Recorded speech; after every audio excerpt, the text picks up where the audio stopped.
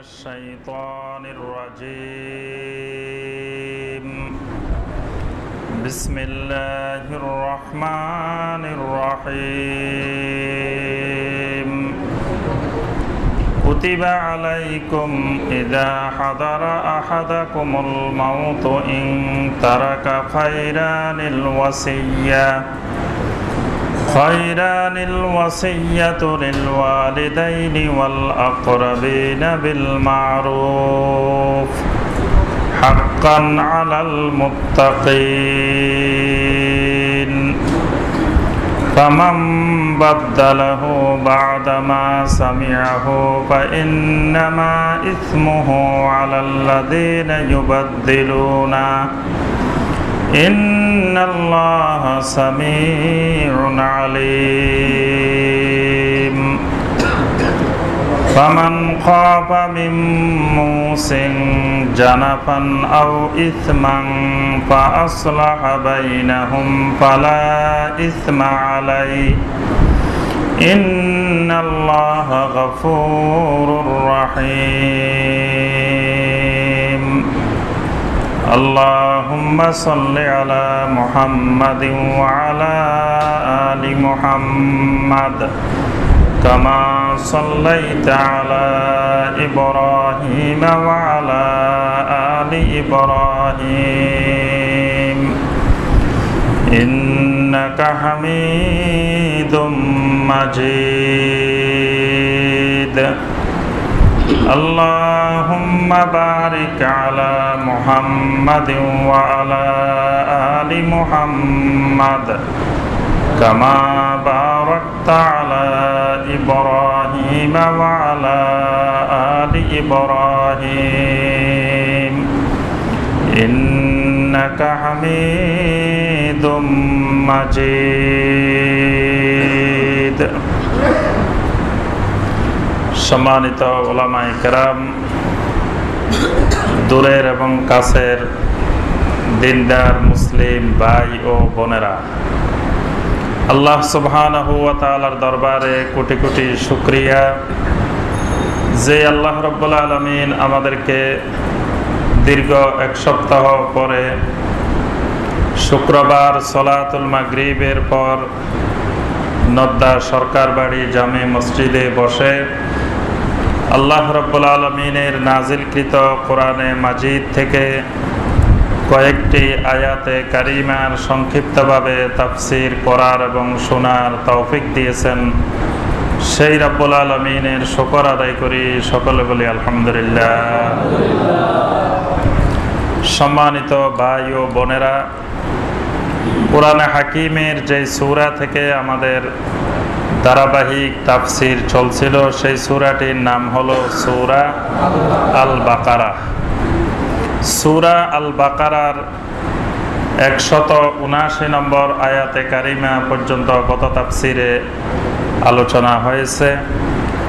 আজকের তাফসীরে সূরা আল বাকারার 180 নম্বর আয়াতে কারিমা থেকে আমাদের তাফসীর হবে ইনশাআল্লাহ।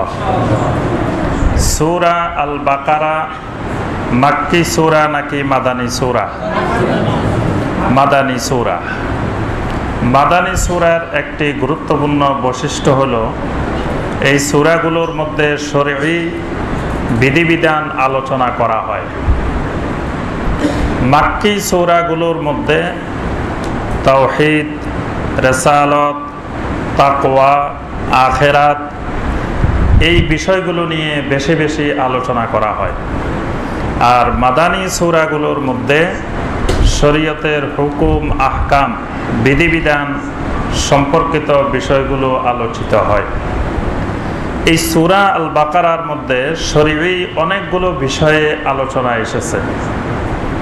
তন্মধ্যে একটি গুরুত্বপূর্ণ বিষয় হলো ওয়াসিয়াত, ওয়াসিয়াতের বিধান। ওয়াসিয়াত কি বুঝেন আপনারা? জি, ওয়াসিয়াত, ওসিয়ত বুঝেন? ওসিয়ত হলো কোনো ব্যক্তি মারা যাওয়ার পূর্বে তিনি কিছু উপদেশ দিয়ে যাওয়া, বিশেষ করে সম্পত্তি সংক্রান্ত, জমি জমা সংক্রান্ত, যে আমি মারা যাওয়ার পরে ওই সম্পত্তিটা অমুককে দিও, ওই জমিটা অমুককে দিও, এরকম বিষয়গুলো বলে যাওয়া, এটিকে কোরআন এবং সুন্নাহর ভাষায় বলা হয় ওসিয়ত। এই ওসিয়তের বিধান সংক্রান্ত প্রথম নাজিলকৃত আয়াত হলো সূরা আল বাকারার 180, 181, 182। জাহিলি যুগে সম্পত্তি বন্টনের যেই নীতিমালা ছিল, সেই নীতিমালায় মা বাবা কোনো সম্পত্তির অধিকারী হতো না। মানে মা বাবা জীবিত থাকা অবস্থায় ছেলে অথবা মেয়ে মারা গেলে ওই ছেলে মেয়ের সম্পত্তির মধ্যে মা বাবা কোনো সম্পত্তি পেত না। আবার জাহিলি যুগে মেয়েরা কোনো সম্পত্তির মালিকানা হইতো না, স্ত্রী কোনো সম্পত্তির মালিকানা পেত না। স্ত্রী পাইত না, মেয়েরা পাইত না, মা বাবা পাইত না। শুধুমাত্র ওই সম্পত্তির মালিকানা হইতো ছেলেরা। আল্লাহ সুবহানাহু ওয়া তাআলা এই সূরা আল বাকারার আয়াতগুলো নাজিল করে এখানে আল্লাহ পাক বিধান দিলেন যে যারা সম্পত্তি পাবে না, মা বাবা, মেয়ে, যারা বাদ পড়বে, স্ত্রী, এদেরকে যেন মারা যাওয়ার আগে ওসিয়ত করে যে আমার সম্পত্তির এই অংশটা আমার মাকে দিও, এটা আমার বাবাকে দিও, এটা আমার স্ত্রীকে, এটা আমার মেয়েকে, এরকম এদের জন্য যেন ওসিয়ত করে। পরবর্তীতে আল্লাহ পাক সূরা আন-নিসার 7 নম্বর আয়াত নাজিল করলেন, লির-রিজালি নাসিবুম মিম্মা তারাকাল ওয়ালিদানি ওয়াল আকরাবুন ওয়ালিন-নিসাই নাসিবুম মিম্মা তারাকাল ওয়ালিদানি ওয়াল আকরাবুন মিম্মা কাল্লা মিনহু আও কাসুরা নাসিবাম মাফরুদা। সূরা আন-নিসার 7 নম্বর আয়াত। এই 7 নম্বর আয়াতে কারিমা নাজিল হওয়ার পরে এই 3টি আয়াতে কারিমার হুকুম মানসুখ হয়ে গেছে। এই 3টা আয়াত কোরআনে কারিমের তেলাওয়াত বিদ্যমান আছে, কিন্তু এগুলোর হুকুম মানসুখ হয়ে গেছে। মানসুখ বুঝেন তো, রহিত হয়ে গেছে। কোরআনে কারিমের এক আয়াত আরেক আয়াত দিয়ে মানসুখ হয়, কিন্তু সেই মানসুখ নবী সাল্লাল্লাহু আলাইহি ওয়াসাল্লামের পরে সাহাবীরা মানসুখ করতে পারে না, বা পরবর্তী উলামায়ে কেরাম এটাকে মানসুখ করতে পারে না। মানসুখ করতে পারে কে? আল্লাহ সুবহানাহু ওয়া তাআলা এবং নবী আল্লাহ রাসূল সাল্লাল্লাহু আলাইহি ওয়াসাল্লাম। রাসূল সাল্লাল্লাহু আলাইহি ওয়াসাল্লাম জীবিত থাকাকালীনই স্পষ্ট করে দিয়েছেন যে কোন আয়াত দিয়ে কোন আয়াত মানসুখ হয়েছে, বা নবী সাল্লাল্লাহু আলাইহি ওয়াসাল্লামের কোন হাদিস পরবর্তী কোন হাদিস দিয়ে মানসুখ হয়েছে। বুঝতে পারছেন কথাটা? আজকের যুগে কেউ আসি যদি বলে যে এই হাদিস মানসুখ হয়ে গেছে, এটা হবে না। ওই মানসুখের বিধান নবী সাল্লাল্লাহু আলাইহি ওয়াসাল্লামের যুগেই শেষ। কারণ নবী সাল্লাল্লাহু আলাইহি ওয়াসাল্লাম এই মানসুখও করেছেন ওহীর আলোকে।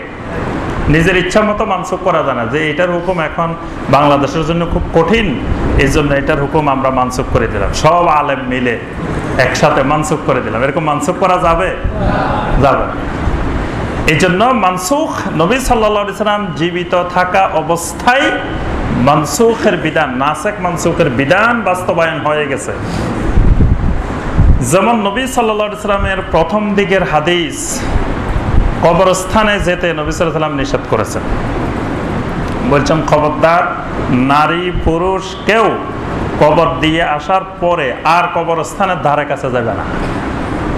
কারণ কি? ওই যুগের মানুষ কবরস্থানে গিয়ে কবরে সেজদা দিত, কবরওয়ালার কাছে প্রার্থনা করত, কবরওয়ালার কাছে দোয়া করত, অসংখ্য শিরক করত। এই জন্য নবী সাল্লাল্লাহু আলাইহি ওয়াসাল্লাম বলছে কবরের ধারে কাছে যাওয়া যাবে না। কিন্তু নবী সাল্লাল্লাহু আলাইহি ওয়াসাল্লাম ইন্তেকালের আগে এই হাদিসকে নবী সাল্লাল্লাহু আলাইহি ওয়াসাল্লাম মানসুখ করে দিয়ে গেছেন। নবী সাল্লাল্লাহু আলাইহি ওয়াসাল্লাম বলে দিলেন, কুনতু নাহাইতুকুম আন জিয়ারাতিল কুবুর ইল্লা ফাজুরুহা। নবী সাল্লাল্লাহু আলাইহি ওয়াসাল্লাম বললেন, আমি তোমাদেরকে কবর জিয়ারত করার জন্য নিষেধ করেছিলাম, ইল্লা ফাজুরুহা, এখন থেকে তোমরা কবর জিয়ারত করতে থাকো। বা ইন্নাহা তুযাক্কিরুল আখিরা, কবর জিয়ারতের উপকার হলো কবর জিয়ারত তোমাদেরকে আখিরাতের কথা স্মরণ করিয়ে দেয়। সুবহানাল্লাহ। কবরের কাছে তোমরা যত বেশি যাইবে তত বেশি তোমাদেরকে আখিরাতের স্মরণ, আখিরাতের জিকির তোমাদের মধ্যে আসবে। তাহলে এখানে দেখেন নবী সাল্লাল্লাহু আলাইহি ওয়াসাল্লাম স্পষ্ট করে দিয়েছেন যে আগে তোমাদেরকে নিষেধ করেছিলাম, এখন তোমরা করো। এইভাবে শরীয়তের আরো অনেকগুলো বিধান আছে যেগুলো নবী সাল্লাল্লাহু আলাইহি ওয়াসাল্লাম স্পষ্ট করে দিয়েছেন যে আগে এটা করছিলাম, এখন এটা বাদ দিয়ে দিছি। নবী সাল্লাল্লাহু আলাইহি ওয়াসাল্লাম যদি স্পষ্ট না করেন তখন আমরা এই যুগে 1400 বছর পরে বসি, এখন আর না শেখার মানসুখ করা যাবে না। এখানে আল্লাহ পাক ওয়াসিয়াতের বিধান নাজিল করলেন, পরবর্তীতে আল্লাহ পাক আসহাবুল ফুরুজ নির্ধারণ করে দিলেন। আসহাবুল ফুরুজ 12 জন আসহাবুল ফুরুজ। পুরুষ হলো 7 জন, নারী হলো মোট বলছি কয়জন? 12 জন। তো পুরুষ 7 জন হলে নারী কয়জন? 8 জন।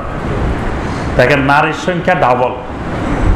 তাও নারীরা কয় আমরা অধিকার পাই না, ইসলাম আমাদেরকে অধিকার দিল না, ইসলাম শেষ করে দিছে নারীদেরকে। অথচ আসহাবুল ফুরুদের মধ্যে পুরুষ হলো 4 জন, নারী হলো 8 জন। এই 12 জনের হক, 12 জনের সম্পদ, 12 জনের মালিকানা আল্লাহ পাক নির্দিষ্ট করে দিয়েছেন। এই 12 জনকে সম্পত্তি দেওয়ার পরে যেটা বাকি থাকবে সেটাই পাবে আসাবা। এরপরে যারা পাবে এদের নাম হলো আসাবা। আর যারা এই 12 জনের মধ্যে আছে এরা হলো আসহাবুল ফুরুজ, মানে এদেরকে সম্পত্তি দেওয়া ফরজ, এই জন্য এরা আসহাবুল ফুরুজ। এদের অংশটা একেবারে নির্দিষ্ট করা এবং কোরআন দ্বারা নির্দিষ্ট করা, হাদিস দ্বারাও না। এই 12 জনের হক এটি কোরআনে কারিমের সূরা আন-নিসার 11 নম্বর এবং 12 নম্বর আয়াত দিয়ে আল্লাহ পাক নিজে সপ্তম আকাশের উপর থেকে এটা বন্টন করছে। এটা জমিনে বন্টন হয় নাই, মানে এদের দলিল সপ্তম আকাশের উপরের থেকে আসছে। আপনার আমার জমি রেজিস্ট্রি হইলে দলিল হয় কোথায়? রেজিস্ট্রি অফিসে, জমিনের মধ্যে। আর এদের দলিল আসছে কোথা থেকে? আল্লাহর আরশ থেকে, আরশে আজিম থেকে আল্লাহ সুবহানাহু ওয়া তাআলা নিজে এই 12 জনের দলিল পাঠাই দিয়েছেন। বুঝতে পারছেন? তাহলে এদের দলিল কত স্ট্রং দলিল, যেই দলিল সপ্তম আকাশের উপরের থেকে আসছে। সেই দলিল নির্দিষ্ট হয়ে যাওয়ার পরে তখন নবী সাল্লাল্লাহু আলাইহি ওয়াসাল্লাম ঘোষণা দিয়ে দিলেন, লা ওয়াসিয়্যাতা লিল ওয়ারিস, লা ওয়াসিয়্যাতা লিল ওয়ারিস। বাস আল্লাহ পাক যাদের সম্পদ নির্দিষ্ট করে দিয়েছেন, মানে একটা লোক মারা গেলে যারা যারা সম্পদ পাবে এদের জন্য আর কোনো ওসিয়ত কার্যকরী হবে না। মানে ওই 12 জন, 4 জন পুরুষ বা 8 জন নারী, তার সাথে যারা আসাবা হবে এদেরকে আর কোনো ওসিয়ত কার্যকর হবে না। মানে একজন ব্যক্তি মারা যাবে, তার ছেলে তো সম্পদ পাবেই, তার জন্য নির্দিষ্ট। এখন বাবা ইচ্ছা করলে কোনো ছেলেকে মারা যাওয়ার আগে তিনি কিছু সম্পদ ওসিয়ত করে যেতে পারবেন না। স্ত্রী সম্পদ পাবেন, এই জন্য ইচ্ছা করেও স্ত্রীকে কিছু সম্পদ বেশি দিয়ে দেওয়া যাবে না। তারপরে মেয়ে সম্পদ পাবে, এই জন্য মেয়েকে ইচ্ছা করে কিছু সম্পদ বেশি দেওয়া যাবে না। মানে কোনো ধরনের ওসিয়ত ওয়ারিসদের জন্য প্রযোজ্য হবে না। তবে আল্লাহ পাক ওসিয়তের বিধানকে মানসুখ করেন নাই। ওসিয়তের বিধান কিয়ামত পর্যন্ত বলবৎ থাকবে। ওসিয়ত হবে যারা ওয়ারিস হবে না তাদের জন্য ওসিয়ত কার্যকর হবে। মানে একজন ব্যক্তি মারা গেলে যারা সম্পদ পাবে না তাদের জন্য ওসিয়ত করা যাবে। যেমন এই ওসিয়তের বিধান রাখার পিছনে আল্লাহ পাকের বড় হিকমত আছে। একজন ব্যক্তি তিনি সম্পদের মালিক, তিনি মারা যাওয়ার আগে তার ছেলেটা মারা গেছে, ওই ছেলের ঘরে নাতি নাতনি আছে। এই নাতি নাতনিরা কি দাদার সম্পত্তির মালিক হবে? হবে না। তাহলে দেখেন এদের বাপটা মারা যাওয়ার কারণে, এদের বাপটা দাদার আগে মারা যাওয়ার কারণে এরা কিন্তু কোনো সম্পত্তি পাচ্ছে না।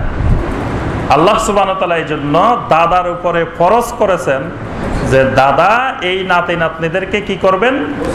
ওসিয়ত করবেন। এই ওসিয়তের বিধান যদি না থাকতো তাহলে এই ছেলে মেয়েগুলো, এই নাতি নাতনিগুলো কোনো সম্পদ পাওয়ার সম্ভাবনা ছিল না। আল্লাহ পাক ওসিয়তের বিধান রেখেছেন, যারা যারা সম্পদ পাবে না, ওয়ারিস হবে না মারা যাওয়ার পরে, তাদেরকে তিনি জীবিত থাকাকালীন ওসিয়ত করবেন। তবে ওসিয়তের একটা সীমা রেখা দিয়ে দিয়েছেন। কোনো ব্যক্তি আবার ইচ্ছা করে নাতি নাতনিরে সব দিয়ে দিল, বাকিগুলারে দিল না। ওসিয়তের আল্লাহ পাক একটি সীমা রেখা নির্ধারণ করছেন, সেটা হলো কত দূর? সুলুস, 1/3, সর্বোচ্চ 1/3। 1/3 সম্পদ আপনি ইচ্ছা করলে যারা আপনার ওয়ারিস হবে না তাদেরকে ওসিয়ত করতে পারবেন, মসজিদের জন্য ওয়াকফ করতে পারবেন, মাদ্রাসার জন্য ওয়াকফ করতে পারবেন, মুসাফির খানার জন্য ওয়াকফ করতে পারবেন। এইরকম আরো জনকল্যাণমূলক কাজে, ইসলামের কাজে, জনকল্যাণমূলক কাজে আপনি ওসিয়ত করে ওয়াকফ করতে পারবেন, হেবা করতে পারবেন, অনেক কিছু করতে পারবেন। সর্বোচ্চ কতটুকু? 1/3। আর 2/3 আপনি কিছু করতে পারবেন না। মানে আপনি ওয়ারিসদেরকে ফকির বানাই নিজে সব মসজিদ মাদ্রাসা বানাই ফেলবেন পুরা সম্পত্তি, তাও পারবেন না। বুঝতে পারছেন? মানে আপনাকে আল্লাহ পাক এখানে পাওয়ার দিয়েছেন 1/3 পর্যন্ত, বাকি 2/3 আপনি কিছু করার অধিকার নাই। আর ওসিয়ত হবে জীবিত অবস্থায়, আর সম্পত্তি বন্টন হবে মৃত অবস্থায়। মানে জীবিত অবস্থায় কোনোদিন কারো সম্পদ বন্টন করা যাবে না। এটা ভালো করে মনে রাখতে হবে। এটা বর্তমানে বিশাল এক ফিতনা। এখন সব মুরব্বীরা জায়গা জমিন বন্টন নিয়ে ব্যস্ত, বুঝছেন? এখন মুরব্বীরা জীবিত থাকতে সব করে যেতে চায়, মানে মরে গেলে আবার কবরে বসে এগুলো দেখতে পারবে না। এই জন্য বলে যে জীবিত থাকতেই সব শেষ করে যায়। জীবিত থাকতে ছেলে মেয়েদেরকে বন্টন করা শুরু করে দেয়। তারপরে জীবিত থাকাকালীন মানে যেই কাজ তার মারা যাওয়ার পরে করার কথা সেইটা মারা যাওয়ার আগে করে ফেলায়। এটা সম্পূর্ণরূপে হারাম। এটা মারা যাওয়ার আগে সম্পত্তি বন্টনের কাজে কোনোদিন হাত দেওয়া যাবে না। দলিল কি? সূরা আন-নিসার 7 নম্বর আয়াত, 11 নম্বর আয়াত, 12 নম্বর আয়াত। এই আয়াতগুলোতে আল্লাহ পাক স্পষ্ট বলছেন, লিররিজালি নাসিবুম মিম্মা তারাকাল ওয়ালিদানি ওয়াল আকরাবুন। পুরুষের জন্য অংশ আছে মিম্মা তারাকাল ওয়ালিদান। তারাকা মানে ওই ব্যক্তি যা কিছু রেখে যায়, মানে বন্টনটার কাজে শুরু হবে রেখে যাওয়ার পরে। এখন ওই ব্যক্তি রেখেই এখনো গেল না, এই ব্যক্তি নিজের কাছেই আছে, তা আপনি এখনো বন্টন শুরু করে দিচ্ছেন, তাহলে আল্লাহর বিধানের লঙ্ঘন। এজন্য সম্পত্তির বন্টন হবে কখন? মারা যাওয়ার পরে। এই 3টি আয়াত ওসিয়তের আল্লাহ পাক পরবর্তীতে মানসুখ করেছে। প্রথম দিকে আল্লাহ পাক কোন ব্যক্তি মারা যাওয়ার সময় তাকে নির্দেশ দিয়েছেন সেই জন্য ওসিয়ত করে। কুতিবা আলাইকুম, আল্লাহ পাক বলেন তোমাদের জন্য ফরজ করা হলো। কুতিবা আলাইকুম অর্থ হলো ফরিদা আলাইকুম, তোমাদের উপরে ফরজ করা হলো। ইদা হাদারা আহাদাকুমুল মাউত, যখন তোমাদের কারো মৃত্যু উপস্থিত হয়, ইন তারাকা খাইরা, যদি সে কিছু সম্পদ দুনিয়াতে রেখে যায়, আল ওয়াসিয়াতু লিল ওয়ালিদাইনি ওয়াল আকরাবিন, সেই যেন তার মা বাবার জন্য, নিকট আত্মীয়ের জন্য ওসিয়ত করে যায়। বিল মারুফ, মারুফ পদ্ধতিতে। মারুফ পদ্ধতি আবার কি? মারুফ পদ্ধতি হলো জুলুম পদ্ধতির বিপরীত পদ্ধতির নাম হলো মারুফ পদ্ধতি। সম্পত্তি বন্টনের 2টা পদ্ধতি আছে, একটা হলো জুলুম পদ্ধতি, আরেকটা হলো মারুফ পদ্ধতি।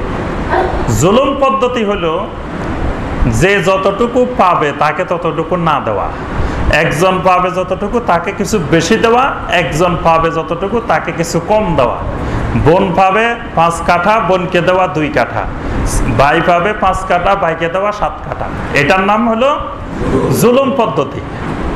আর মারুফ পদ্ধতি হলো যে যতটুকু পাবে আল্লাহর বন্টন মতে, যে বন্টন আসমানে হয়েছে সেই বন্টনের আলোকে, আসমানি সিদ্ধান্তের আলোকে বন্টন করা, এটার নাম হলো মারুফ পদ্ধতি। তা আল্লাহ পাক বলেছেন বিল মারুফ, মারুফ পদ্ধতিতে তোমরা এই কাজটা করো। হাক্কান আলাল মুত্তাকিন, এটা মুত্তাকিদের উপরে হক, মুত্তাকিনদের উপরে এটা হক। ফামান বাদদালাহু বা'দা মা সামিআহু, আরেকটি বিষয় খেয়াল রাখতে হবে যে একজন মুমিনের মুখের কথাই রেজিস্ট্রির চেয়ে বড় দলিল।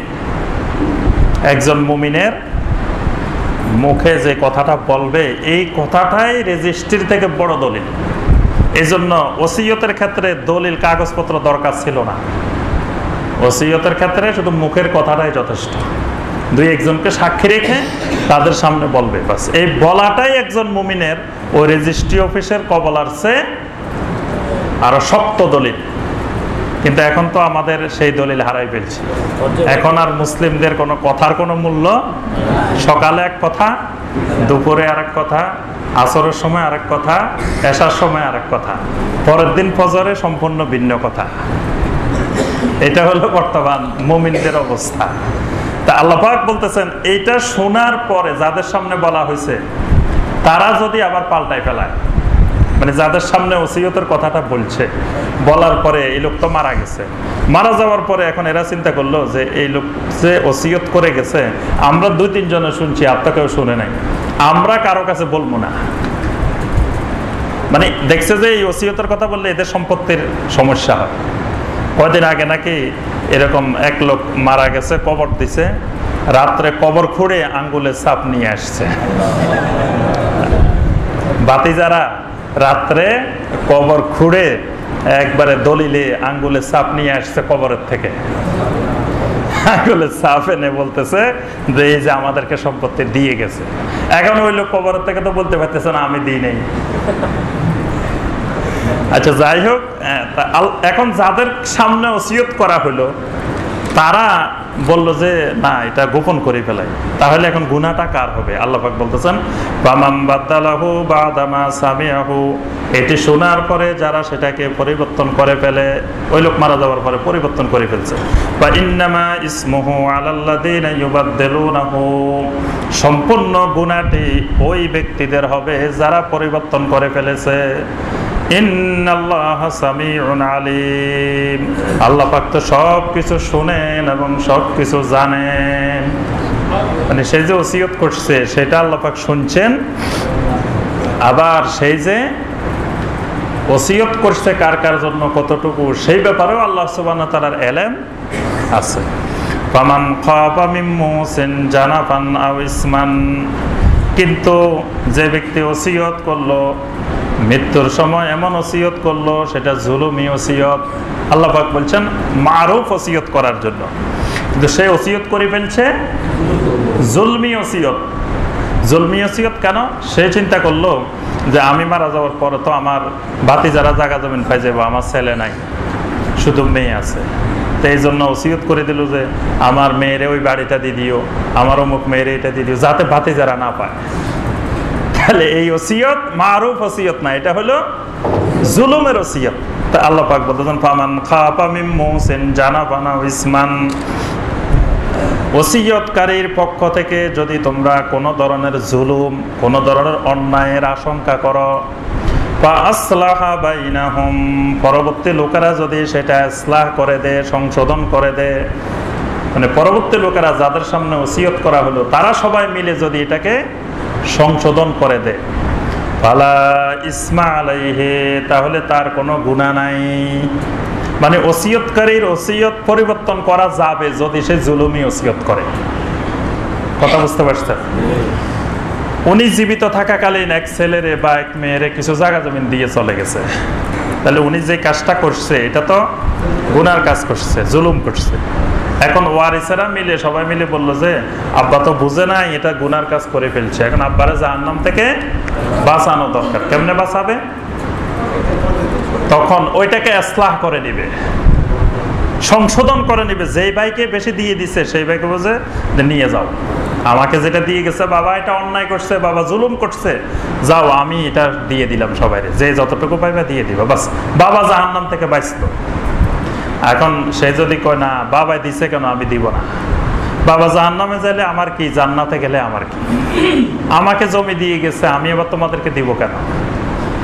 আল্লাহ পাক বলতেছেন এই ক্ষেত্রে যদি ওই ওসিয়তকারীর ওসিয়তকে পরিবর্তন করে, তারা ইসলাহ করে নে, পালা ইসমা আলাই। পালা ইসমা আলাই অর্থ হলো পালা গুনাহা আলাই, মানে তার কোনো গুনাহ নাই। ইন্নাল্লাহা গফুরুর রহিম, আল্লাহ পাক হলেন গফুর, আল্লাহ পাক হলেন রহিম। এই ওসিয়তের বিধান মানসুখ। পরবর্তীতে আল্লাহ পাক মা বাবার জন্য, আত্মীয় স্বজনের জন্য হক নির্দিষ্ট করে দিয়েছেন।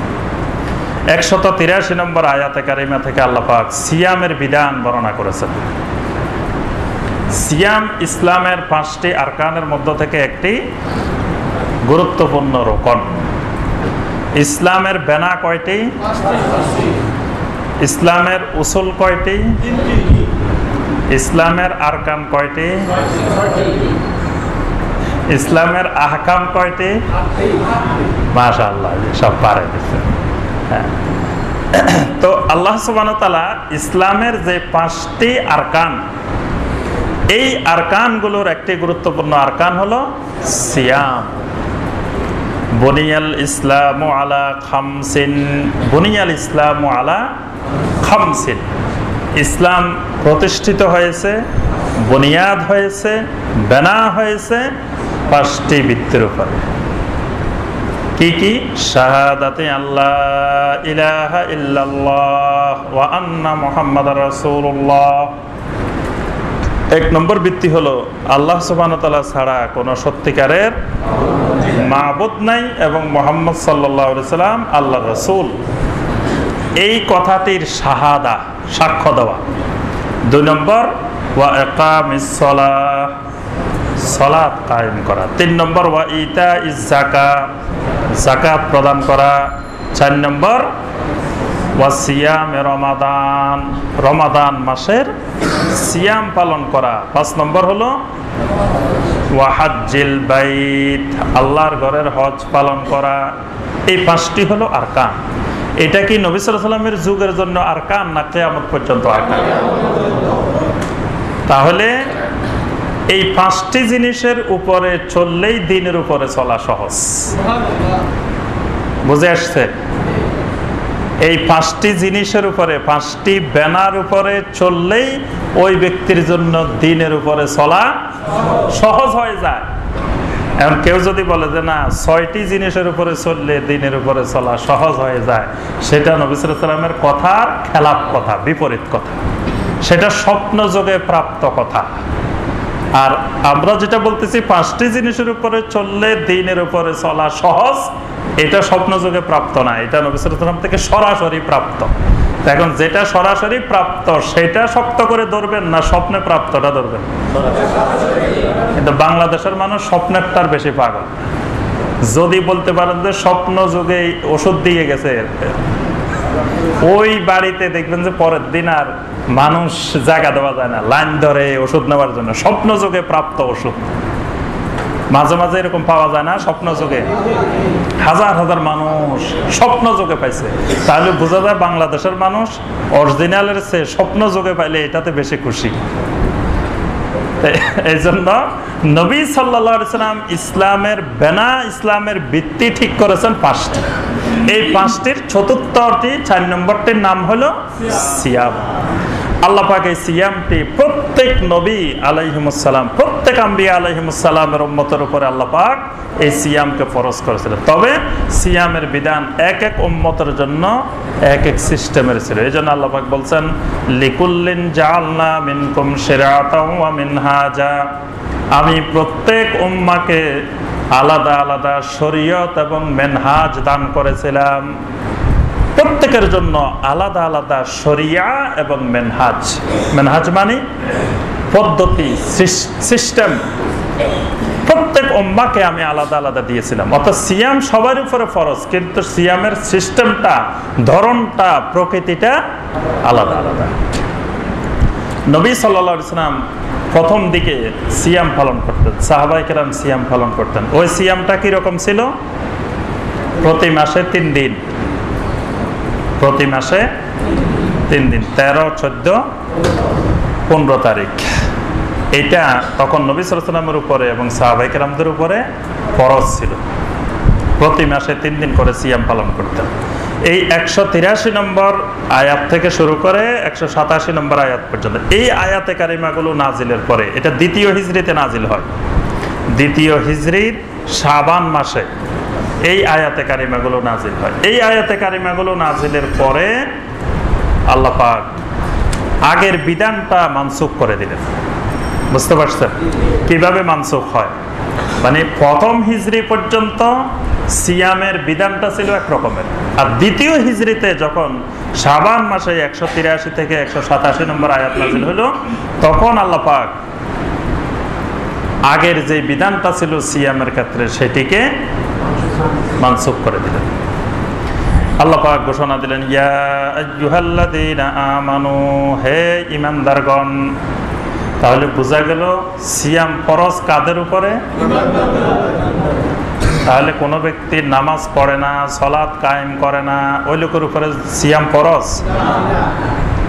তাহলে তো নামাজ নাই, রোজাও লাগবে না, আর বেনামাজিদের জন্য তো সুবিধা। বাস নামাজ যখন পড়ি না, সিয়ামে পালন করলাম। অনেক ভাই এরকম আছে যে নামাজ পড়ে না কিন্তু রোজা রাখে, বাংলাদেশে এরকম রোজাদার আছে। অনেক বোনও এরকম আছে, অনেক মা বোনেরাও দেখা যায় নামাজ পড়ে না, সালাত কায়েম করে না, কিন্তু রোজা রাখে। তো এই জন্য আল্লাহ রাব্বুল আলামিন প্রথমেই বলছেন, ইয়া আইয়ুহাল্লাযীনা আমানু। আরেকটি জিনিস কোরআনে কারিমে লক্ষ্য করবেন, সালাত ফরজের যতগুলো আয়াত আসছে সেখানে ইয়া আইয়ুহাল্লাযীনা আমানু আকিমুস সালাহ এরকম আয়াত আসে নাই। বুঝতে পারছেন? কোরআনে কারিমে কিন্তু অসংখ্যবার সালাতের কথা আসছে। দেখবেন যে কিছু দূর পর পর এই 2-3 পৃষ্ঠা গেলেই সালাতের আয়াত, সালাতের আয়াত। কিন্তু সালাতের আয়াতগুলোর মধ্যে আল্লাহ পাক ইয়া আইয়ুহাল্লাযীনা আমানু আকিমুস সালাহ এভাবে সম্বোধন করেন নাই। হে ঈমানদাররা নামাজ পড়ো, এই কথা আল্লাহ বলেন নাই। এটার আবার কি রহস্য? এটার রহস্য হলো যে ঈমানদার সেই নামাজি, যে ঈমান নাই নামাজ নাই। এই জন্য আল্লাহ পাক মানে যাকে নামাজ পড়ার জন্য ইয়া আইয়ুহাল্লাযীনা আমানু বলে সম্বোধন করেন নাই। কথাটা আমার বুঝতে পারছেন?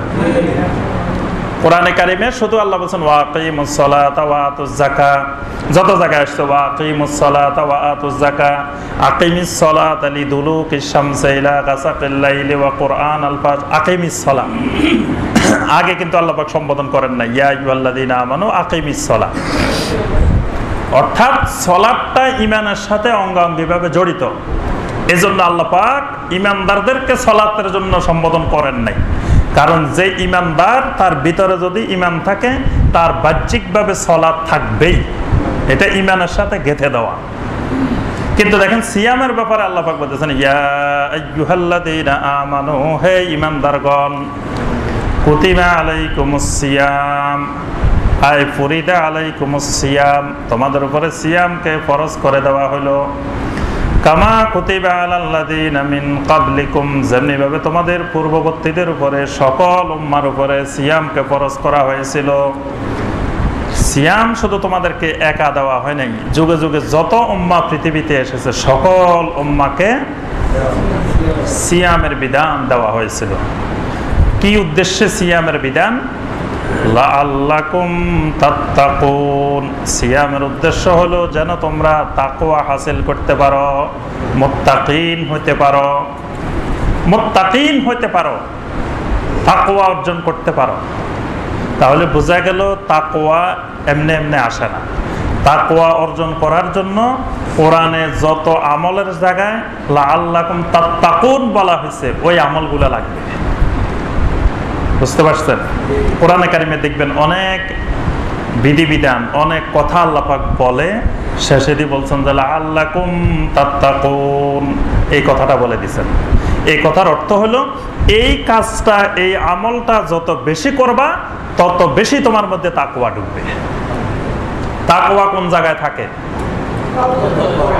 জি, নবী সাল্লাল্লাহু আলাইহি ওয়াসাল্লাম এইভাবে দেখাইছেন, আত-তাকওয়া হাহুনা, আত-তাকওয়া হাহুনা, আত-তাকওয়া হাহুনা, ইউশিরু ইলা সাদরিহি সালাসা মাররাত।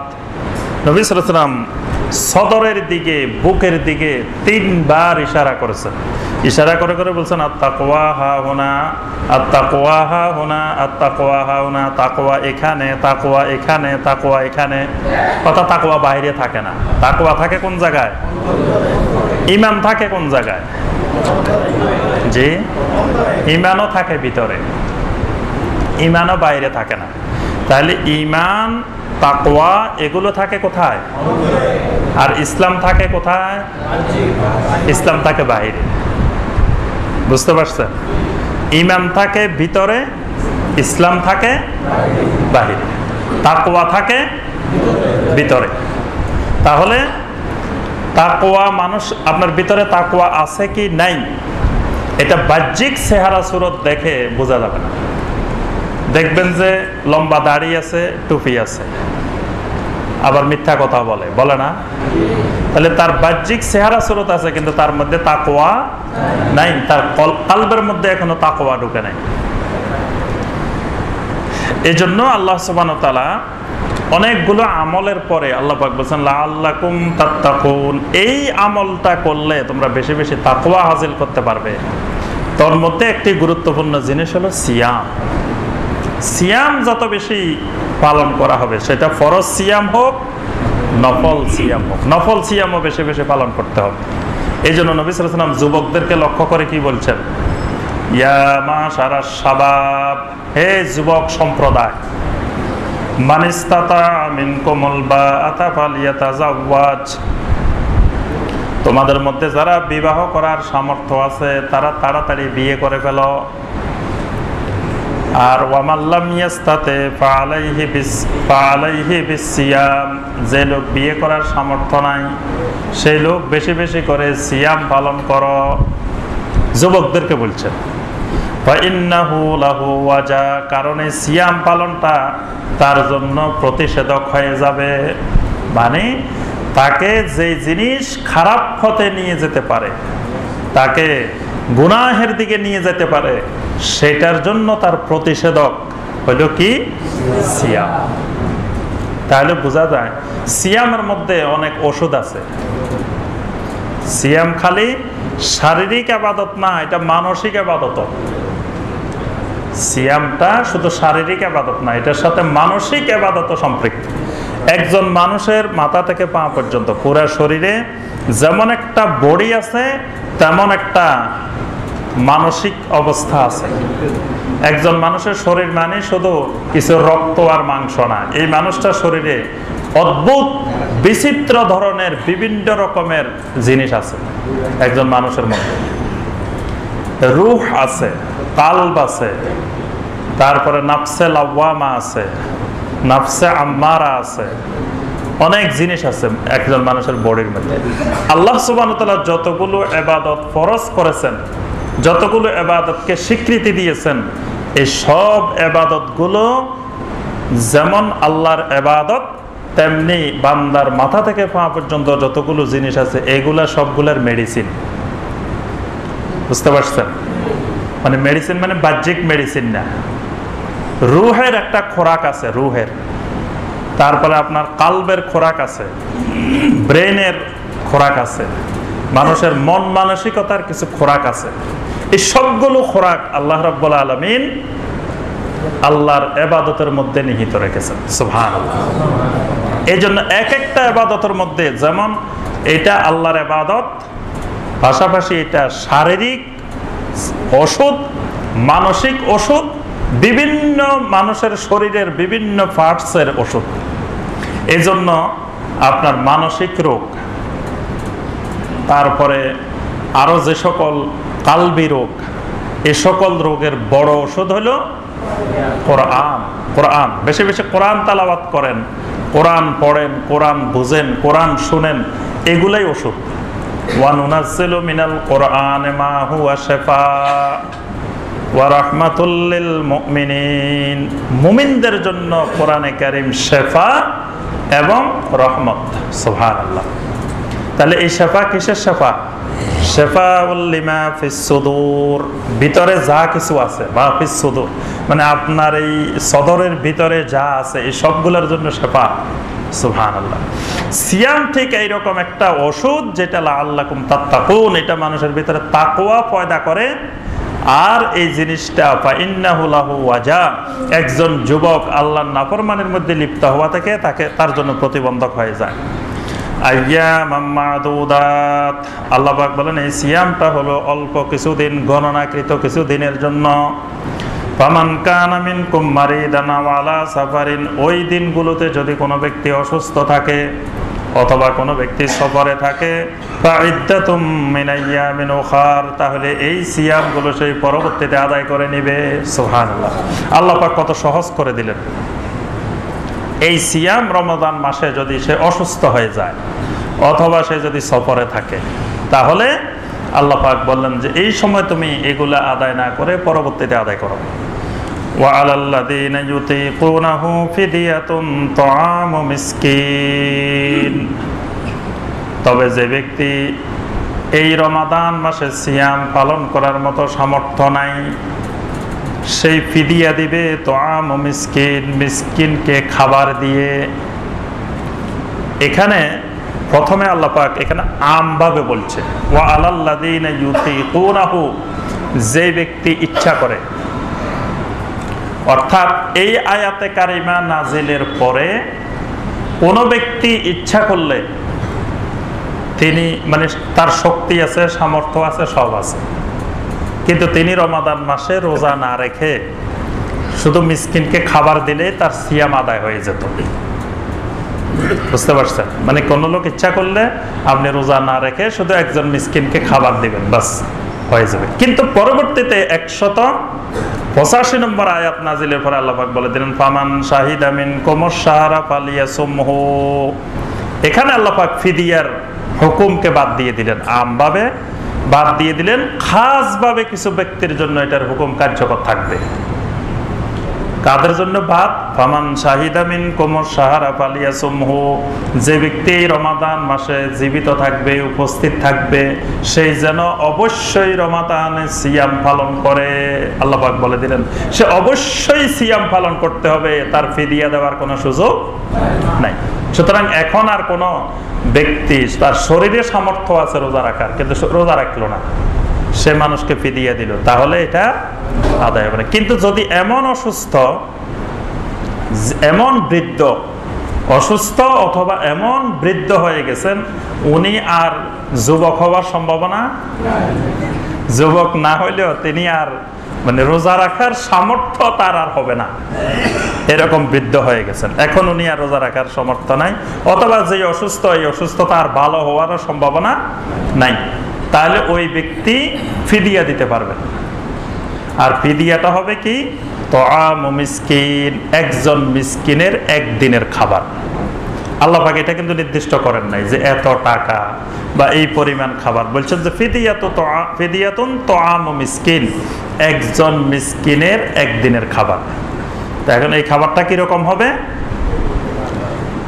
যিনি ফিদিয়া দিবেন ওই পরিবারে একজনে একদিনে যা খাইতে পারে সেটাই ফিদিয়া। বুঝতে পারছেন?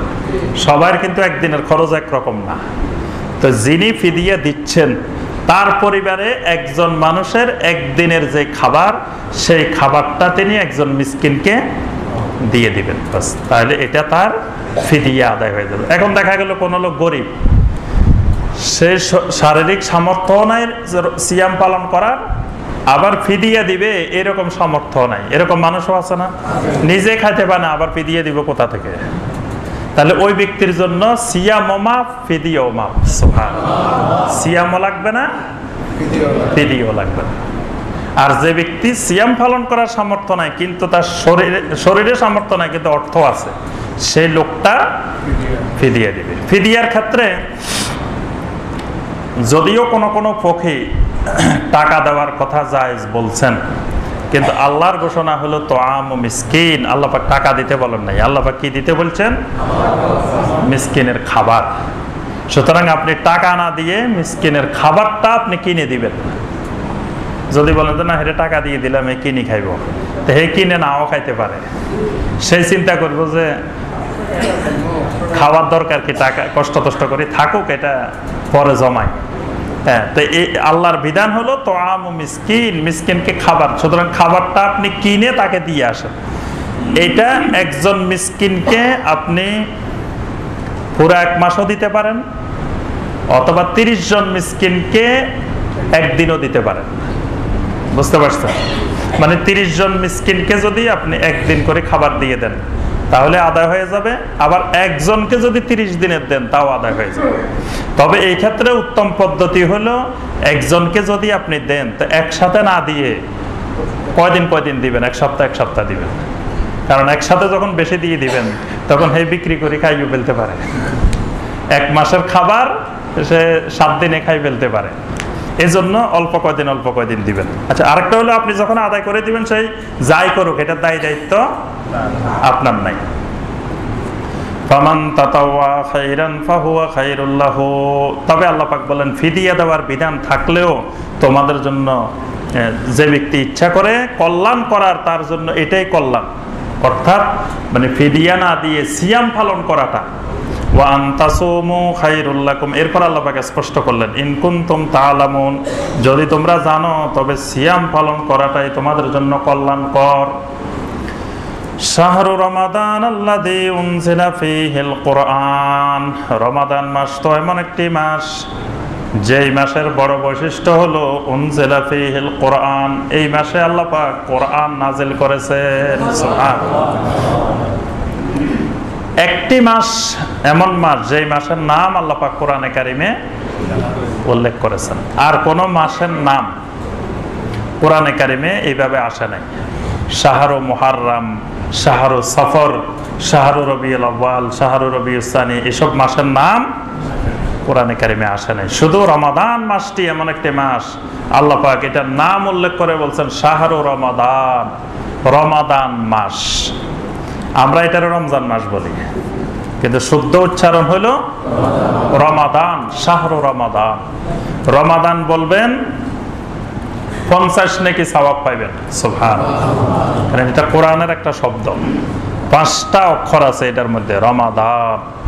তাহলে আপনি শুদ্ধ করে বলেন প্রতিবারে 50 নাকি পাচ্ছেন। শাহরু রমাদান, রমাদান মাস, আল্লাযী উনজিলা ফীহিল কুরআন। মাস তো 12 মাস একই রকমের মাস, এই মাসটার ফজিলত বেশি কেন? উনজিলা ফীহিল কুরআন, কোরআনের কারণে। তাহলে বোঝা গেল রমজান মাসের ফজিলত বেশি না কোরআনের ফজিলত বেশি? মানে রমজানের কোনো দামই ছিল না, দামটা হয়েছে কার কারণে? কোরআনের কারণে। আচ্ছা, কোরআনের দাম বেশি নাকি কোরআন যিনি নাজিল করছেন তার দাম বেশি? কোরআনের দাম বেশি ছিল না, কোরআনের দাম বাড়ছে কেন? কোরআন কালামুল্লাহ, মানে আল্লাহর মর্যাদার কারণে কোরআনের মর্যাদা, আর কোরআনের মর্যাদার কারণে রমাদানের মর্যাদা। আর কোরআনটা কোন রাত্রিতে নাজিল হয়েছে সর্বপ্রথম? ইন্না আনজালনাহু ফি লাইলাতিল কদর। সূরা দোখানে কি বলছেন আল্লাহ পাক? ইন্না আনজালনাহু ফি লাইলাতিম মুবারাকা, মুবারকময় রাত। আব্দুল্লাহ ইবনে আব্বাস রাদিয়াল্লাহু তাআলা আনহুমা বলেন যে আমি চিন্তা করতে লাগলাম, সূরা আল বাকারায় পাইলাম শাহরু রমাদান আল্লাযী উনজিলা ফীহিল কুরআন, রমাদান মাস এমন একটা মাস যে মাসে কোরআন নাযিল হয়েছে।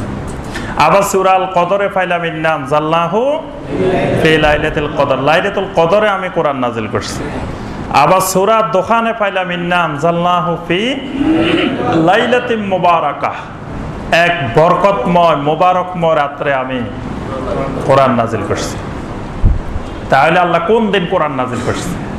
আব্দুল্লাহ ইবনে আব্বাস বলেন এটা নিয়ে আমি অনেক গবেষণা করছি যে আসলে এই 3 রকমের কথা পাইলাম কোরআনে, কোনটা কোরআন নাযিলের রাত। পরবর্তীতে আমি গবেষণা করে দেখলাম যে 3টাই একই রাত, মানে কথা একটাই, কথা একটাকে আল্লাহ সুবহানাহু ওয়া তাআলা 3 সূরায় 3 ভাবে বলছেন। অর্থাৎ সর্বশেষ আমি বুঝতে পারছি যে কোরআন নাজিল হয়েছে রমাদান মাসের লাইলাতুল কদরের রাত্রি, আর লাইলাতুল কদর আর লাইলাতুল মুবারাকা এক রাত্রি। তাহলে লাইলাতুল মুবারাকা মানে শাবান মাসের 15 তারিখ না, লাইলাতুল মুবারাকা হলো রমাদানে, কোরআন নাজিল হয়েছে রমজানে, শাবান মাসে কোরআন নাজিল হয় নাই। দেখেন এর থেকে স্পষ্ট আয়াত, শাহরু রমাদান আল্লাযী উনজিলা ফীহিল কোরআন। আল্লাহ পাক বলতেছেন রমাদান মাস তো সেই মাস যে মাসে কোরআন নাজিল হয়েছে। তাহলে লাইলাতুল মুবারাকা কি রমজান মাসে না শাবান মাসে? কোরআন নাজিল হয়েছে লাইলাতুল মুবারাকা, তো আল্লাহ পাক বলতেছেন রমজান মাসে কোরআন নাজিল হয়েছে। তাহলে লাইলাতুল মুবারাকা ফিল কোরআন ফি রমাদান। আবার সেম কথা আল্লাহ পাক বলছেন ইন্না আনজালনাহু ফি লাইলাতুল কদর। লাইলাতুল কদর লাইলাতুল মুবারাকা এক রাত্রি, একই জিনিস। একই জিনিসের আল্লাহ পাক দুইটি নাম দিয়েছেন। মুবারাকা মানে কি? আল্লাহ পাকের নামের সাথে একটা নাম আছে আল্লাহ তাবারাকা ওয়া তাআলা, আছে না? তাবারাকাল্লাযী বিয়াদিহিল মুলক ওয়া হুয়া আলা কুল্লি শাইইন কাদির। তাবারাক, এই তাবারাক কে? আল্লাহ। মসজিদে মিষ্টি আনলে আমরা সেটারে কি বলি? এটার সাথে আল্লাহর কি সম্পর্ক, বরকতের কি সম্পর্ক? এটা জিলাপি, জিলাপি এটা তো তাবারুক না। কিন্তু আমরা দেখা যায় মসজিদে জিলাপি আনলে বলি যে ভাই বসেন, তাবারুক আছে, বরকত আছে। হ্যাঁ, মানে আমরা এটাকেও বরকতের সাথে সম্পৃক্ত করে ফেলছি। কিন্তু বরকত আল্লাহ পাক যেগুলোকে সরাসরি বরকত বলছেন, এর বাহিরে বরকত বানানোর অধিকার কারো নাই। আল্লাহ পাক নিজে বরকত। আল্লাহ পাক তাবারাকা ওয়া তাআলা। কোরআন হলো বরকত, কোরআন বরকত। কোরআনকে আল্লাহ পাক মুবারক বলছেন। কোরআন একটা বরকতময় কিতাব। কোরআনে কারিমের অনেক জায়গায় ইন্না আনজালনাহু ফি লাইলাতিন মুবারাকা, এক বরকতময় রাত্রে আমি কোরআন নাজিল করছি। তাহলে কোরআন বরকতময়। এই বরকতময় কোরআনকে আল্লাহ বরকতময় রাত্রে নাজিল করছে। শাহরু রমাদান, এটা একটা শাহরু মুবারক, বরকতময় রমাদান। তারপরে আপনার নবী সাল্লাল্লাহু আলাইহি সাল্লাম হলেন বরকতময়। নবী সাল্লাল্লাহু আলাইহি সাল্লামের হাত মোবারক, নবী সাল্লাল্লাহু আলাইহি সাল্লামের হাতকে আমরা হাত মোবারক বলি, চেহারাকে চেহারা মোবারক বলি। কেন বলি? নবী সাল্লাল্লাহু আলাইহি সাল্লাম বরকতময়। কারণ আয়েশা রাদিয়াল্লাহু তাআলা আনহা নিজে বলছেন যে আমি নবী সাল্লাল্লাহু আলাইহি সাল্লামের ইন্তেকালের আগে সূরা আল ইখলাস, সূরা আল ফালাক, সূরা নাস পড়তেছিলাম, আর নবী সাল্লাল্লাহু আলাইহি সাল্লামের হাত মোবারকের মধ্যে ফু দিচ্ছিলাম, আর ওই হাত দিয়ে নবী সাল্লাল্লাহু আলাইহি সাল্লামের হাত মোবারক দিয়েই আমি মাথা থেকে পা পর্যন্ত বারবার মাসে করতেছিলাম। কারণ কি? আমি আয়েশার হাত দিয়ে মাসে না করে রাসূলের হাত দিয়ে কেন করতেছিলাম? লি বারাকাতে ইয়াদিহিমা, নবী সাল্লাল্লাহু আলাইহি সাল্লামের দুই হাতে বরকত আছে। সুবহানাল্লাহ। আমি আয়েশার হাতে বরকত নাই, নবী সাল্লাল্লাহু আলাইহি সাল্লামের হাতের মধ্যে বরকত আছে। এই জন্য আমি বরকতময় হাত দিয়ে নবী সাল্লাল্লাহু আলাইহি সাল্লামের শরীর মোবারককে আমি মুছে দিচ্ছিলাম, মাসে করে দিচ্ছিলাম। আমি আয়েশার হাত দিয়ে আমি মাসে করি না। তাহলে একজন সাহাবী, সাহাবীর মধ্যে শ্রেষ্ঠতম সাহাবী, মুহাদ্দিসিন সাহাবী, সেই সাহাবী বলতেছেন আমার মধ্যে বরকত নাই। বরকত কার হাতে? রাসূলের হাতে। তাহলে নবী সাল্লাল্লাহু আলাইহি সাল্লামের ইন্তেকালের পরে আর কাউকে মোবারক, বরকতময় বলা যাবে না। আমরা এমন ভাবে মোবারক বানাইছি, কবরকে বানাইছি রওজা মোবারক। রওজা মোবারক বলে না? কবরও হয়ে গেছে রওজা, আবার মোবারক। তারপরে অনেক অনেক কিছু মোবারক, এবং সেই মোবারক হইতে হইতে মিষ্টিও হয়ে গেছে, জিলাপিও হয়ে গেছে, তাবারক। এটাও বরকতময় হয়ে গেছে মসজিদে আসার পরে। অথচ ওইটা খাওয়া যাবে কিনা এটা নিয়ে ফকিহদের মধ্যে একতলাফ আছে। অনেক ফকিহ বলছেন যে এটা খাওয়ায় জায়েজ নাই, অথচ সেটা আমাদের দেশে তাবারুক। সিন্নি রান্না করলে সেটা তাবারুক। এক জায়গায় আমি জীবনে দেখছি যে এক তাবারুক হলো, বালি আছে না, বালি, বালি দিচ্ছে আর মানুষ বালি খেতেছে। বালি খাওয়া শরীরের জন্য কত ক্ষতিকর, যে এক মাজারে, এক দরবারে বালু দিতেছে সবাই, বালু, একবারে ডাইরেক্ট বালু। আর মানুষ বালু এগুলা বরকত তাবারক কই খাইতেছে। মানে সেখানে যদি আরো খারাপ কিছু দেয় তবে মানুষ তাবারক, এটা বরকতময় হয়ে গেছে, নাউজুবিল্লাহ।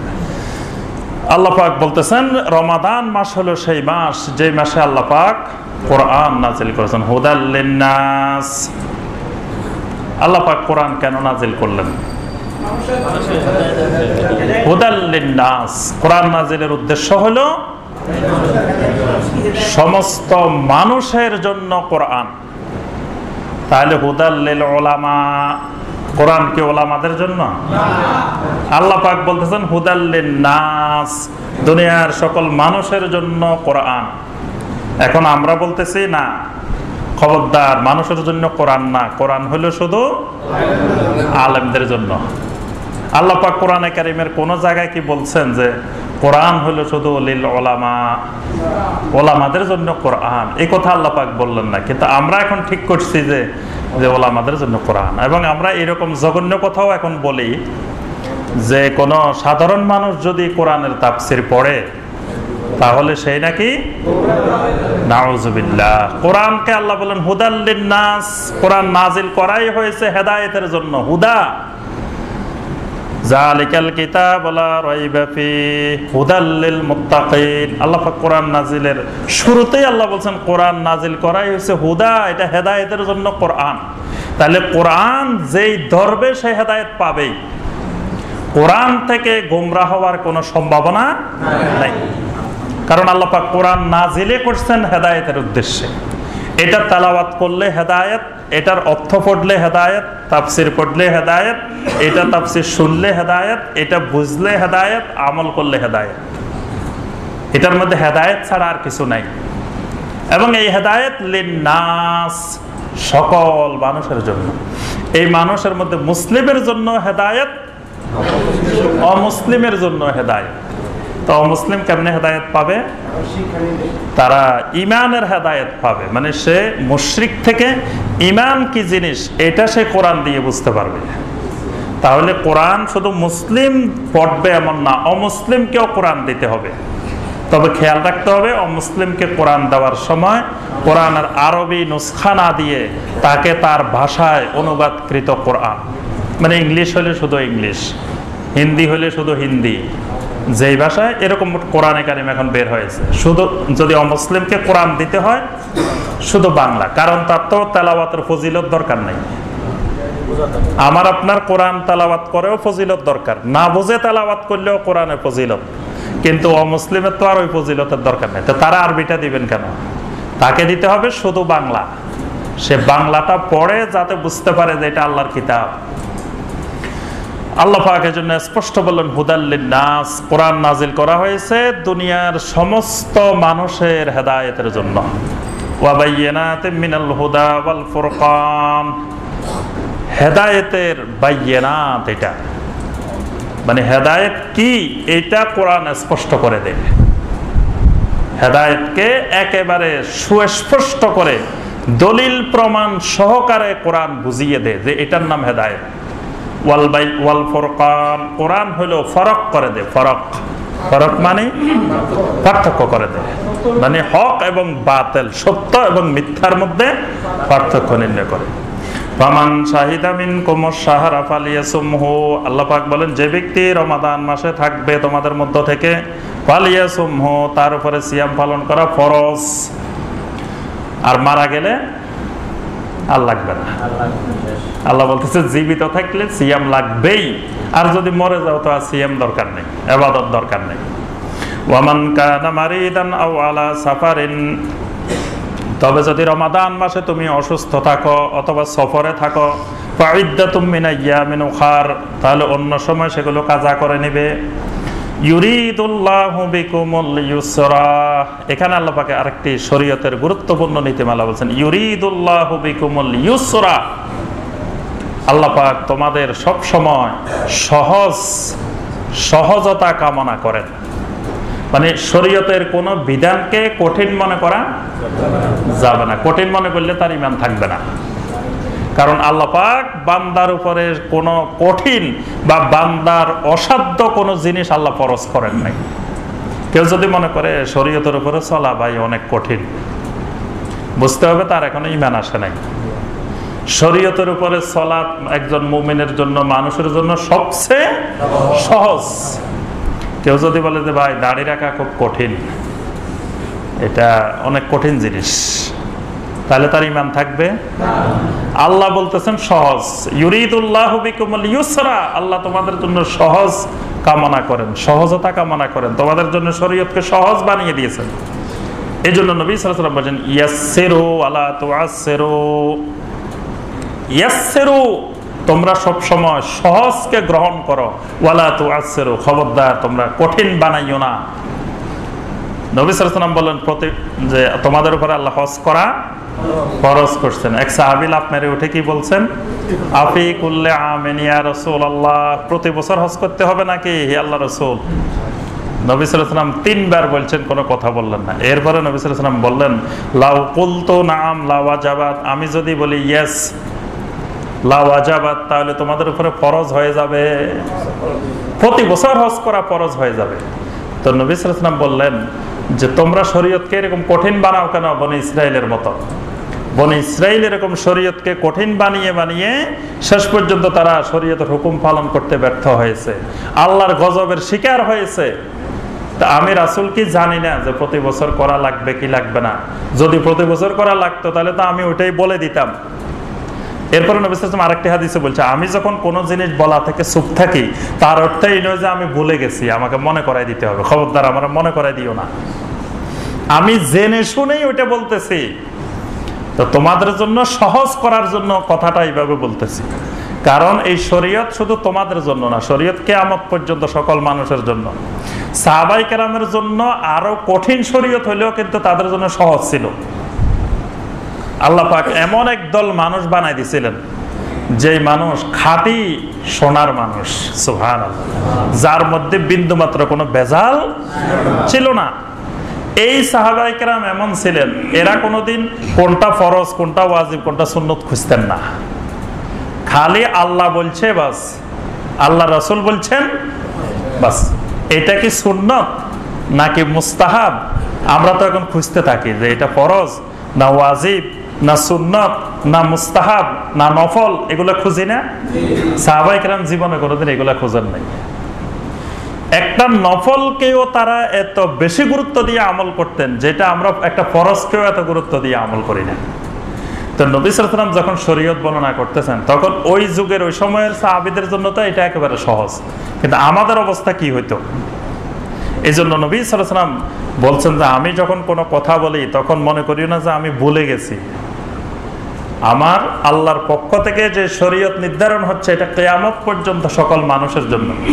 তাহলে নবী সাল্লাল্লাহু আলাইহি ওয়াসাল্লামের পরে 2000 বছর পরে পৃথিবীর মানুষ যে শরীয়ত পালন করবে আর 2000 বছর আগের সাহাবায়ে কেরাম শরীয়ত পালন করা, দুইটা কিন্তু একরকম হবে না। দেখবেন যে টিচার যখন প্রশ্ন করে, তো আমরা যখন পরীক্ষার হলে যাইতাম মনে হতো যে এগুলো কি প্রশ্ন করছে, এগুলো কি প্রশ্ন হইলো? এত কঠিন কঠিন গুলো পড়াশোনা করলাম, সেগুলা কিছু আসে নাই এত সহজ গুলা। আমি আপনি মনে করতেছি এগুলো প্রশ্নই না, কিন্তু আরেক স্টুডেন্ট মনে করতেছে ওরে আল্লাহ স্যার এত কঠিন কঠিন প্রশ্ন দিছে, একটা প্রশ্ন পারতেছি না, অথচ ওগুলো প্রশ্নই না। কারো কাছে এটা অত্যন্ত সহজ, কারো কাছে এটা কঠিন। তাহলে সবার জন্য তো যিনি প্রশ্ন করবেন, প্রশ্ন করার কিছু সিস্টেম আছে। একজন যিনি কোশ্চেন সেটার থাকবেন তার কতগুলো নিয়মাবলী আছে। এজন্য আমরা একটা প্রশ্ন করার সময় অনেক নিয়ম কানুন দেখে তারপরে প্রশ্ন করি। আমাদের প্রশ্নের শর্তের মধ্যে লেখা থাকে গত বছর যে প্রশ্নগুলো আসছে সেগুলো এই বছরের প্রশ্নে দেওয়া যাবে না, রিপিট করা যাবে না, সেম প্রশ্ন দিয়ে দেওয়া যাবে না, ওগুলো বাদ দিয়ে দিতে হবে। আবার প্রশ্ন করার সময় সকল ধরনের ছাত্রের দিকে লক্ষ্য করে প্রশ্ন করতে হবে।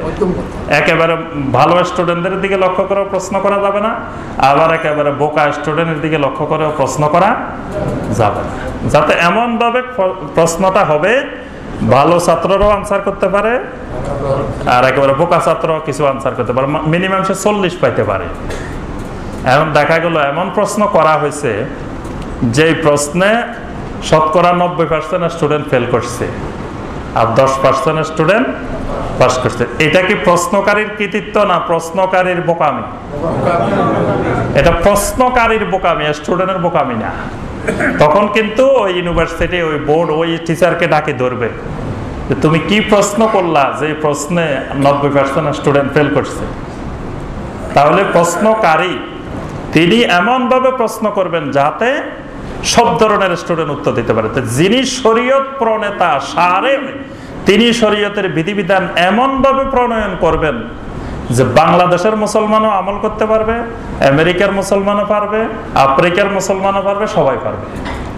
এই জন্য শরীয়তের বিধানগুলোকে আল্লাহ এবং আল্লাহ রসুল এমন ভাবে বর্ণনা করেছেন যেটা একেবারে স্থান কাল পাত্র সময় কিয়ামত পর্যন্ত সমভাবে সেটি প্রযোজ্য। এই জন্য আল্লাহ পাক বলেছেন ইউরিদুল্লাহু বিকুমুল ইউসরা, আল্লাহ পাক তোমাদের জন্য সহজ করে দেন। ওয়ালা ইউরিদু বিকুমুল উসরা, আল্লাহ পাক তোমাদের জন্য কাঠিন্যতা কখনো কামনা করেন না।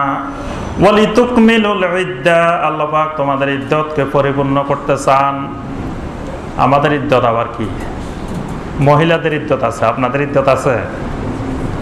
মহিলাদের ইদ্দত কি? স্বামী মারা গেলে ইদ্দত পালন করতে হয়, তারপরে তালাকের পরে ইদ্দত পালন করতে হয়। কিন্তু আল্লাহ পাক বলতেছে পুরুষেরা তোমাদেরও ইদ্দত পালন করতে হবে। ওয়ালিতুকমিলুল ইদ্দা, তোমরা তোমাদের ইদ্দত যেন পূর্ণ করতে পারো। সেই ইদ্দত কি? ওই যে রমাদান মাসের সিয়াম, মানে রমাদান মাসের সিয়াম আপনি প্রথমে 4-5 দিন রাখছেন, মাঝখান দিয়ে আবার কয়দিন ছেড়ে দিচ্ছেন, গরম বেশি পড়তেছে কয়দিন বাদ দিলাম, আবার শেষ দিকে এসে বললেন যে লাইলাতুল কদর আসতেছে 26 তারিখ আসতেছে, এখান দিয়ে আবার শুরু করি। তাহলে আপনার ইদ্দত পূর্ণ হয়েছে? হয়নি। গরম হোক ঠান্ডা হোক, দিন বড় হোক দিন ছোট হোক, যেরকমই হোক, আপনি রমাদানের চাঁদ দেখা গেছে সেখান থেকে শুরু করে শাওয়ালের চাঁদ দেখা পর্যন্ত, এই মাঝখানে 29 দিন হোক আর 30 দিন হোক বা 31 দিনে হোক, 31 দিন কোনোদিন হয়েছে? হইতে পারে, হওয়ার সম্ভাবনা আছে। কেমনে সম্ভাবনা আছে? আপনি ধরেন একদিন আগে যেখানে সিয়াম পালন করছে সেই দেশে রোজা রাখা শুরু করছেন, পরে আপনি বাংলাদেশে চলে আসছেন। বাংলাদেশে যদি 30 দিন হয় আপনার কয়দিন হবে? আপনি কি একদিন আগে ইচ্ছা করলে ঈদ করে ফেলতে পারবেন? পারবেন না। এখন যে কয়দিনে হোক এই মাঝখানের দিনগুলো পরিপূর্ণরূপে সিয়াম পালন করা, এটার নাম হলো ইদ্দত। ওয়ালিতুকাব্বিরুল্লাহ আলা মা হাদাকুম, আল্লাহ পাক তোমাদেরকে যে হেদায়েত দান করেছেন সেজন্য যাতে তোমরা বেশি বেশি করে আল্লাহর তাকবীর উচ্চারণ করতে পারো। সুবহানাল্লাহ। এজন্য ওই যে ঈদুল ফিতরের রমাদানের শেষে ঈদুল ফিতরের আগে বেশি বেশি করে তাকবীর, আল্লাহু আকবার কাবীরা ওয়ালহামদুলিল্লাহি কাসীরা ওয়া সুবহানাল্লাহি বুকরাতাও ওয়া আসীলা, আল্লাহু আকবার লা ইলাহা ইল্লাল্লাহ ওয়াল্লাহু আকবার ওয়ালিল্লাহিল হামদ। বেশি বেশি করে তাকবীর। এই তাকবীর কেন? যে আল্লাহ পাক আমাকে তৌফিক দিয়েছেন, আমি রমাদানের ইদ্দত পালন করেছি। ওয়া লাআল্লাকুম তাশকুরুন, এবং এই সিয়ামের মাধ্যমে তোমরা আল্লাহর শুকর গুজার করতে পারবে যে আল্লাহ পাক আমাকে এত নিয়ামত দিলেন, এত কিছু দিলেন, সেই নিয়ামতের শুকর হিসাবে আমি একটা মাস আল্লাহর জন্য সিয়াম পালন করতে পারছি। এটা আল্লাহর শুকর গুজারির একটি পন্থা। নবী সাল্লাল্লাহু আলাইহি সাল্লাম দোয়ার ব্যাপারে বর্ণনা করলেন। দোয়া হলো একটি ইবাদত, আর দোয়া হুয়াল ইবাদা, দোয়া হলো ইবাদত।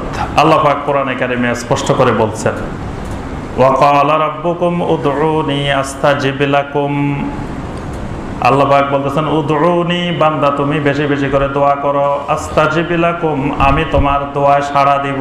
সুবহানাল্লাহ, আমি তোমার দোয়া কবুল করার জন্য রেডি আছি।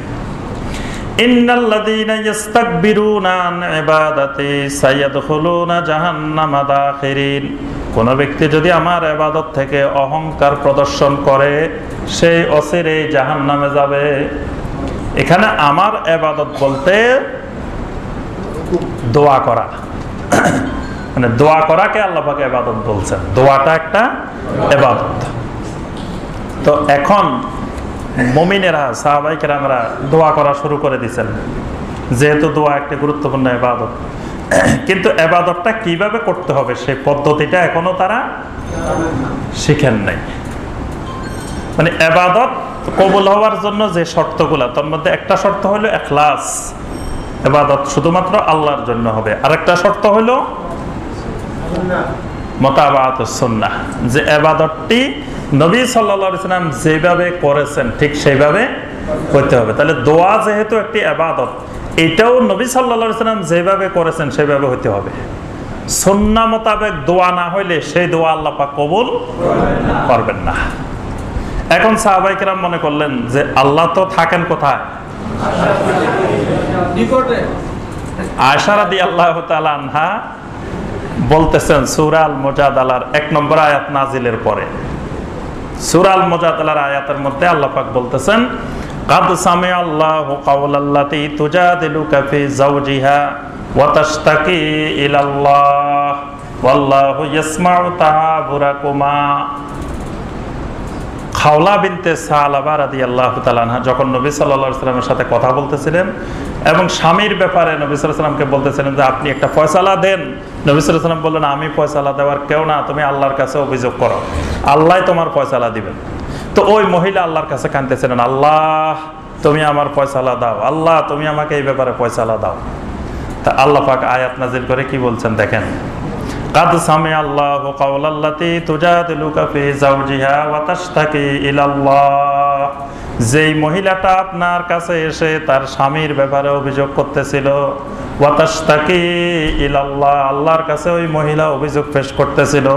কাদ সামিআ আল্লাহ, আল্লাহ পাক ওই মহিলার কথা নিজে কানে শুনেছেন। সুবহানাল্লাহ, এই মহিলার কথা আল্লাহ নিজে শুনছেন। সুবহানাল্লাহ, দেখেন কোন মহিলা? খাওলা বিনতে সালাবা, যে মহিলা জমিনে কথা বললে আসমান থেকে শোনা। আয়েশা রাদিয়াল্লাহু তাআলা এই আয়াত নাজিলের পরে আশ্চর্য হয়ে বলতেছেন, ওয়াল্লাহি লাকাদ কুনতু ফি জানিবিল গুরফা ফামা সামিতু হাওয়ার আল মুজাদালা। আল্লাহর কসম, যেই কক্ষের মধ্যে এই মহিলা কথা বলতেছিলেন আমি সেই কক্ষের পাশের কক্ষেই ছিলাম। মানে এই রুমে নবী সাল্লাল্লাহু আলাইহি ওয়াসাল্লামের সাথে মহিলা কথা বলতেছে, আমি এই রুমে।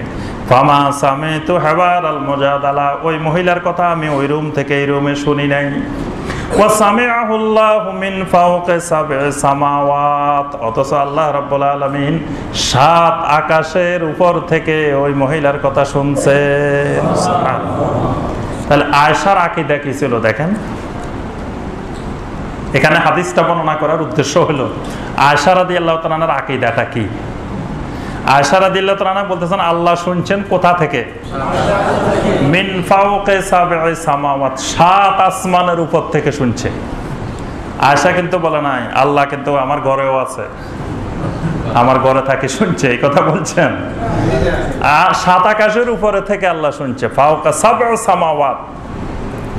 তাহলে আয়েশা রাদিয়াল্লাহু তাআলা আনহা যদি আল্লাহ 7 আসমানের উপরে এটা বিশ্বাস করে যদি ঈমানদার হয়, তাহলে আমরা যদি বিশ্বাস করি আল্লাহ পাক আরশে আজিমে বিদ্যমান, তাহলে আমাদের ঈমানে কোনো সমস্যা হবে না। বরং আমার ঈমান যদি আয়েশার ঈমানের সাথে মিলে তো বুঝতে হবে এটাই অরিজিনাল ঈমান। কি বলেন? এই জন্য ঈমানের ক্ষেত্রে, ইসলামের ক্ষেত্রে সবচেয়ে পুরানা মডেল খুঁজবেন, নতুন মডেল না। কোন মডেল খুঁজবেন? আয়েশা রাদিয়াল্লাহু তাআলা আনহার মডেল, আব্দুল্লাহ বিন আব্বাসের মডেল, আব্দুল্লাহ বিন মাসউদের মডেল, ওই যুগের মডেল খুঁজবেন ইসলামে। তাহলে আকীদার ক্ষেত্রেও সেই মডেল খুঁজতে হবে যে আয়েশা রাদিয়াল্লাহু তাআলা আনহা আল্লাহর ব্যাপারে কি আকীদা পোষণ করতেন। তাহলে আয়েশা রাদিয়াল্লাহু তাআলা এখানে স্পষ্ট করে দিলেন আল্লাহ থাকেন কোথায়? 7ম আকাশের উপরে, তার অর্থ হলো আরশে আজিমে থাকেন। আচ্ছা শুনেন, এবার সাহাবায়ে কেরাম দোয়া করা শুরু করলেন যে আল্লাহ তো অনেক উপরে, তাহলে আল্লাহরে যদি আস্তে আস্তে ডাক দিই আল্লাহ তো শুনবে না, জোরে জোরে ডাক দিতে হইব। কেমনে ডাক দিতে হইব? আল্লাহ কই জোরে ডাক দিতে হইব। তারপরে যাই দোয়া করতে হবে যে আল্লাহ আমার এটা দরকার। বুঝতে পারছেন? উপরের দিকে ডাক দিতে হবে ওইভাবে করে। এখন সাহাবায়ে কেরাম এইভাবে দোয়া করতেছেন। আব্দুল্লাহ বিন আব্বাস বলছেন যে ওই আয়াত নাজিলের পরে ওই যে নবী সাল্লাল্লাহু আলাইহি ওয়াসাল্লাম যেটা বললেন আদ-দুআ ওয়াল ইবাদা সূরা ফাতিরের 60 নম্বর আয়াত নাজিলের পর আমরা এইভাবে চিৎকার দিয়ে দিয়ে দোয়া করতাম। আস্তে দোয়া হবে না, কারণ আল্লাহ তো অনেক উপরে। তো এখানে বললে আল্লাহ আবার শুনবো নাকি? এই জন্য জোরে জোরে বলতে হবে আল্লাহর দিকে ফিরে ফিরে। তো তখন আল্লাহ পাক এই 186 নম্বর আয়াত নাযিল করে দিলেন, ওয়া ইযা সাআলাকা ইবাদি আন্নী ফাইন্নী করিব। আমার বান্দারা আপনার কাছে জিজ্ঞাসা করে আমি আল্লাহ কোথায়, ফাইন্নী করিব, আপনি বলে দেন আমি তাদের অতি নিকটে। করিব, আমি একেবারে নিকটে।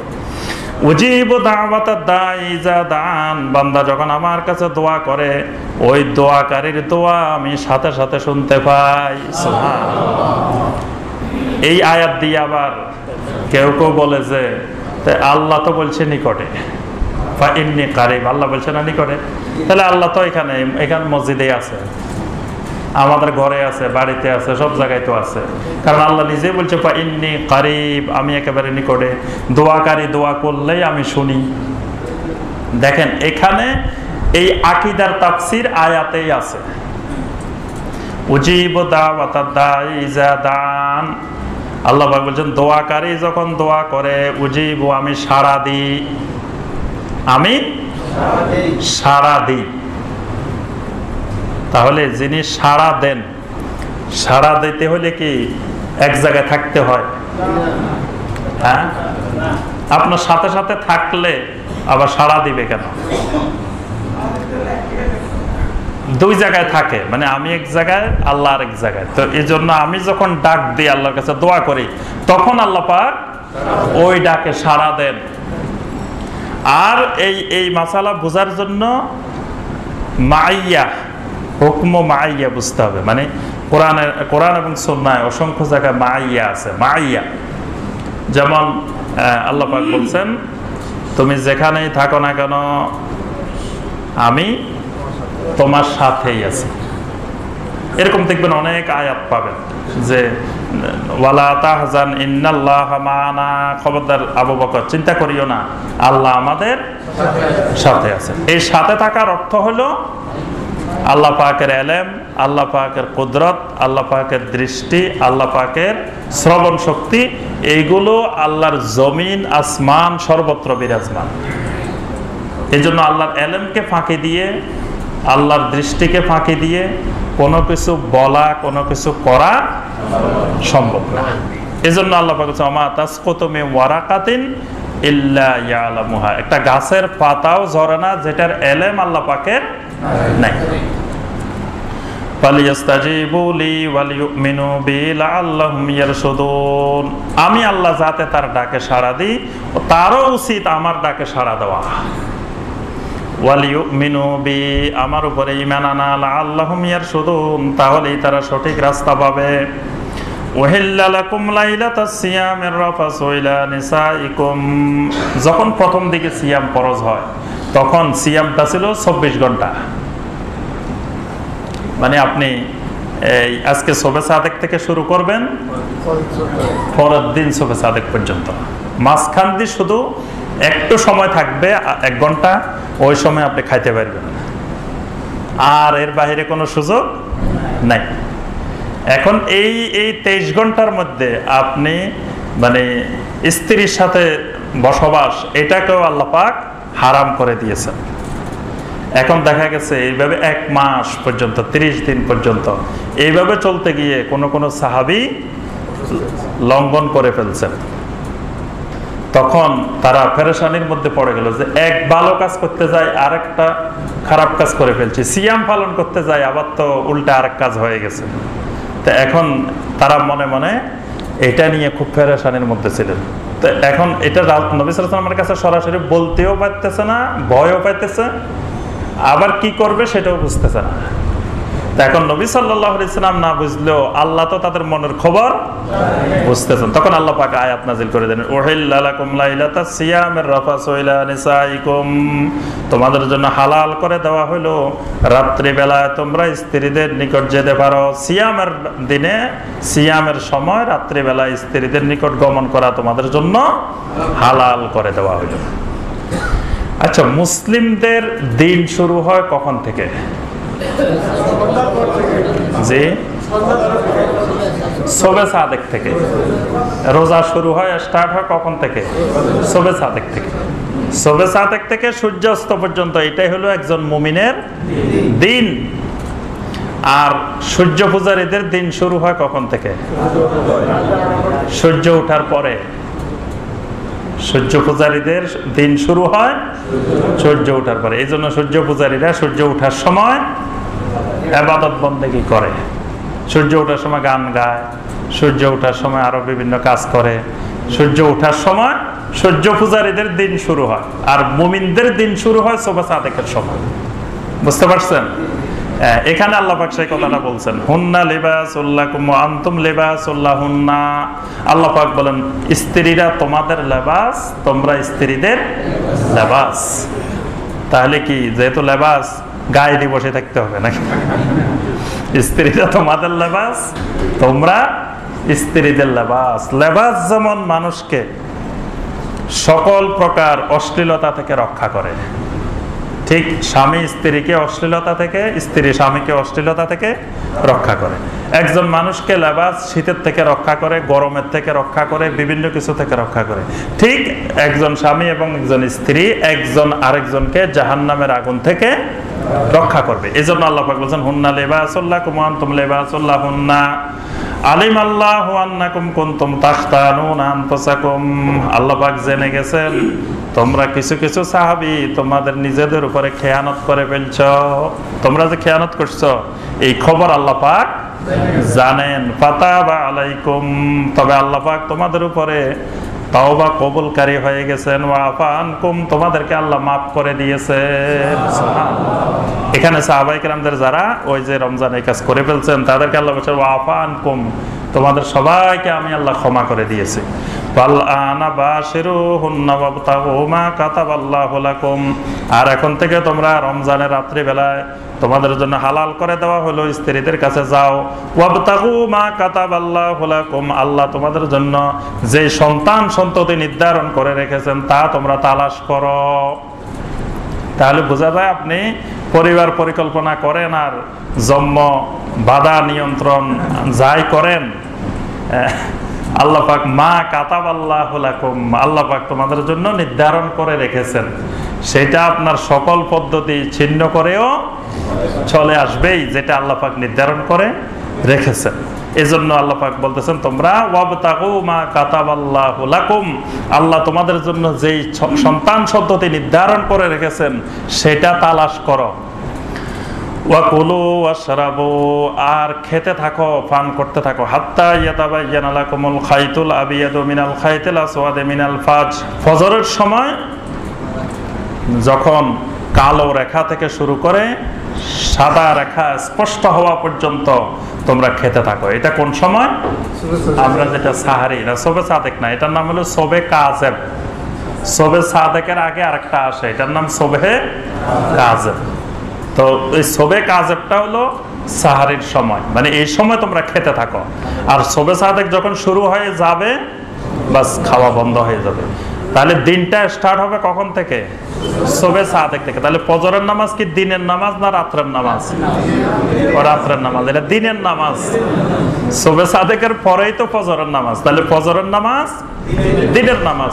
একজন মুমিনের দিন শুরু হবে ফজর দিয়ে, আর একজন সূর্য পূজারীর দিন শুরু হবে সূর্য ওঠার সময় গান গাইতে গাইতে শুরু হবে।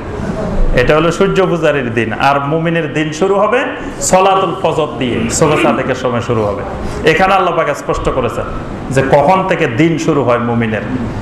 সুম্মা আতিম্মুস সিয়ামা ইলাল লাইল, আল্লাহ পাক বলেন এরপরে তোমরা সিয়ামকে রাত পর্যন্ত পরিপূর্ণ করো। তাহলে রাত শুরু হয় কখন থেকে? সূর্য ডুবার পর থেকে। আল্লাহ পাক কিন্তু সূর্য ডুবা পর্যন্ত বলেন নাই, আল্লাহ পাক বলছে তোমরা সিয়াম পালন করো ইলাল লাইল, রাত্রি পর্যন্ত। তাহলে রাত্রি শুরু হবে কখন? সূর্য অস্ত যাওয়ার পরে। ওয়ালা তুবাশিরুহুন্না ওয়া আনতুম আকিফুনা ফিল মাসাজিদ, তবে এতেকাবে থাকলে স্ত্রীদেরকে সহ মসজিদে যাইও না। আল্লাহ পাক রমজানের দিনে হালাল করছে, এখন যদি কোন যে আমি এতেকাবে থাকবো তাহলে স্ত্রী বাড়ি থাকবো কেন? দুইজনেই মসজিদে চলে আসলেন, এতেকাফ করলেন। স্বামীও এতেকাফ করবেন, স্ত্রীও এতেকাফ করবেন। আল্লাহ পাক নিষেধ করে দিলেন, ওয়ালা তুবাশিরুহুন্না ওয়া আনতুম আকিফুনা বিল মাসাজিদ।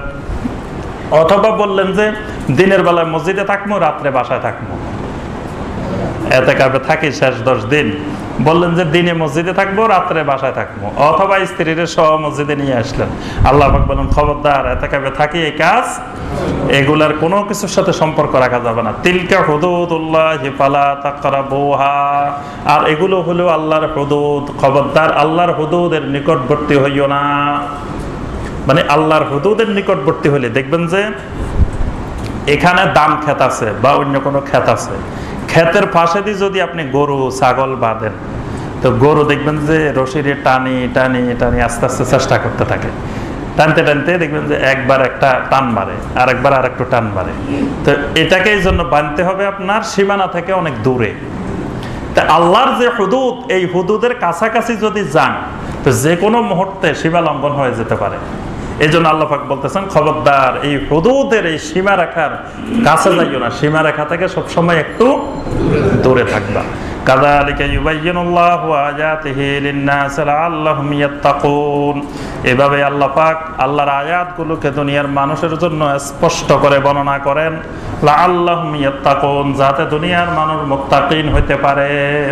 তাহলে সিয়ামের দুইটা উদ্দেশ্য, মানে তাকওয়া যে উদ্দেশ্য, সেটা আল্লাহ পাক শুরুতেও বলছেন লাআল্লাকুম তাত্তাকুন, আবার একবারে শেষে গিয়েও বলছেন লাআল্লাহুম ইয়াত্তাকুন। অর্থাৎ সিয়ামের মাধ্যমে একজন মানুষ মুত্তাকিন হবে। আল্লাহ পাক আমাদের সবাইকে কোরআনে কারীমের এই আয়াতগুলোর আলোকে আমল করার তৌফিক দান করুন। আল্লাহ পাক আমাদের সবাইকে কোরআনকে আমাদের জন্য শেফা বানিয়ে দিন।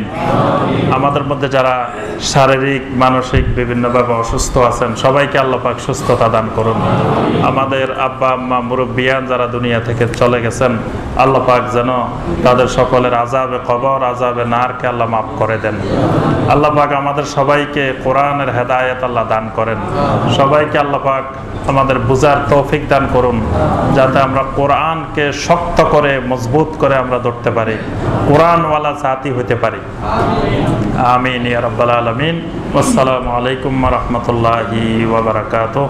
সুবহানাকা আল্লাহুম্মা বিহামদিকা আশহাদু আল্লা ইলাহা ইল্লা আনতা আস্তাগফিরুকা ওয়া আতুবু ইলাইক।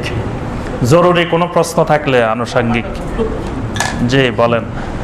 কোনো বাবা যদি তার বড় ছেলেকে অথবা কোনো দুর্বল ছেলেকে কিছু অতিরিক্ত শক্তি দেওয়া যায় এবং অন্য ছেলেরা কোনো আপত্তি করল না, এখানে এটা কি ভুল হবে? এটা ওটা জি আলহামদুলিল্লাহ। ভাই প্রশ্ন করেছেন, বাবা যদি বড় ছেলেকে অথবা কোনো দুর্বল ছেলেকে যদি কিছু সম্পদ দিয়ে যান, তাহলে এটা গুনাহ হবে কিনা। এটার উত্তর হলো, বাবা এই ক্ষেত্রে দিতে পারবেন না। ভাই বলছেন যে যদি ভাইদের কোনো আপত্তি না থাকে, এখানে বাবা মানে সুস্থদেরকেও দিবে না, অসুস্থটাকেও দিবে না, কারণ এরা সবাই হলো ওয়ারিস। বাবা মারা যাওয়ার পরে সুস্থটা যতটুকু পাবে, অসুস্থটাও ততটুকু পাবে। কিন্তু আপনি যে কথা বলছেন যে বাইরে কোনো আপত্তি করবে না, তো আলহামদুলিল্লাহ এটা ভালো কথা।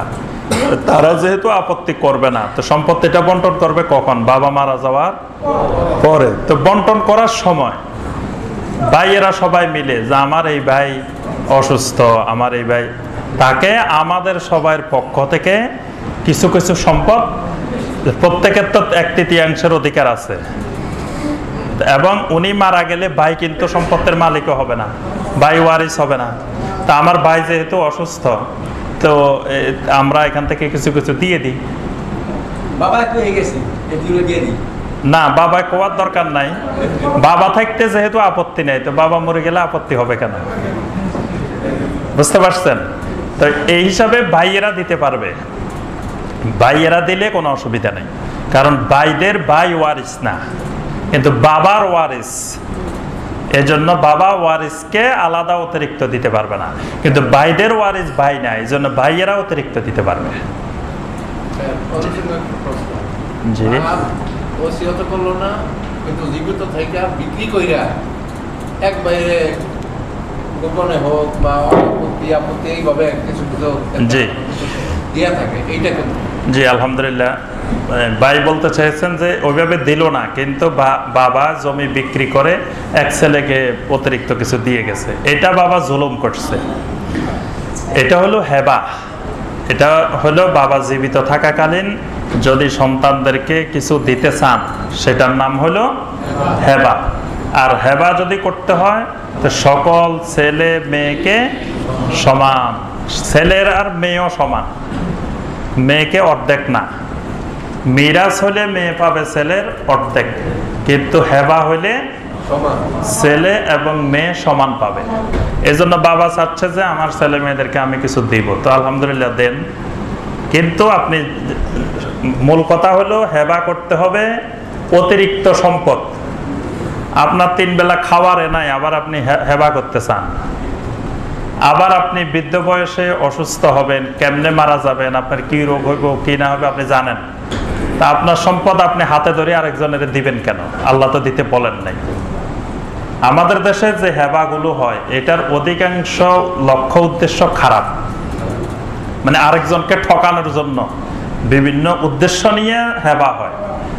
হেবা হবে অতিরিক্ত সম্পদ, মূল সম্পদ না।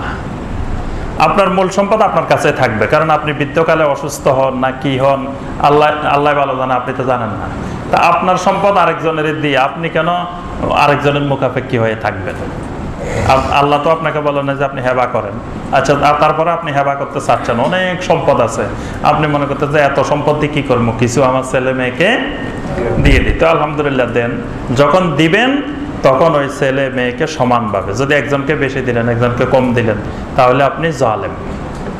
নোমান ইবনে বাশীর রাদিয়াল্লাহু তাআলা আনহুর আম্মা এবং আব্বা নবী সাল্লাল্লাহু আলাইহি ওয়াসাল্লামের কাছে আসলেন, এসে বললেন যে ইয়া রাসূলুল্লাহ সাল্লাল্লাহু আলাইহি ওয়াসাল্লাম, আমরা নোমানকে খুব মহব্বত করি, নোমানকে খুব ভালোবাসি, আমরা নোমানকে কিছু সম্পদ দিতে চাচ্ছি, আর এই ব্যাপারে আপনাকে সাক্ষী বানাতে চাচ্ছি।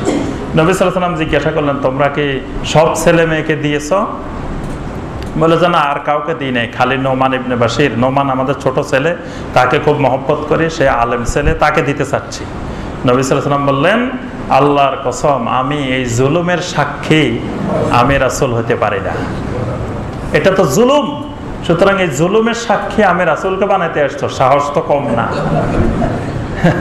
নবী সাল্লাল্লাহু আলাইহি ওয়াসাল্লাম এটা সাক্ষী হন নাই। নবী সাল্লাল্লাহু আলাইহি ওয়াসাল্লাম বলছেন, দিলে সব ছেলে মেয়েকে তুমি দাও, আর না দিলে দিও না, বাস। শুধু নোমানকে দেওয়া যাবে না। এই জন্য খেয়াল রাখতে হবে, ওই সম্পদ বিক্রি করিও দেওয়া যাবে না, দিলে এটা জুলুম। ক্রয় করার সময় যদি অন্য কোনো ছেলে মেয়ের নামে ক্রয় করে, সেটাও কি সেই হবে? যে ব্যক্তি, ভাই বলতে চেয়েছেন, যদি কেনার সময়, ক্রয় করার সময় অন্য ছেলে মেয়ের নামে কিনে, তো ক্রয় করার সময় ছেলে মেয়ের নামে কিনবে কেন?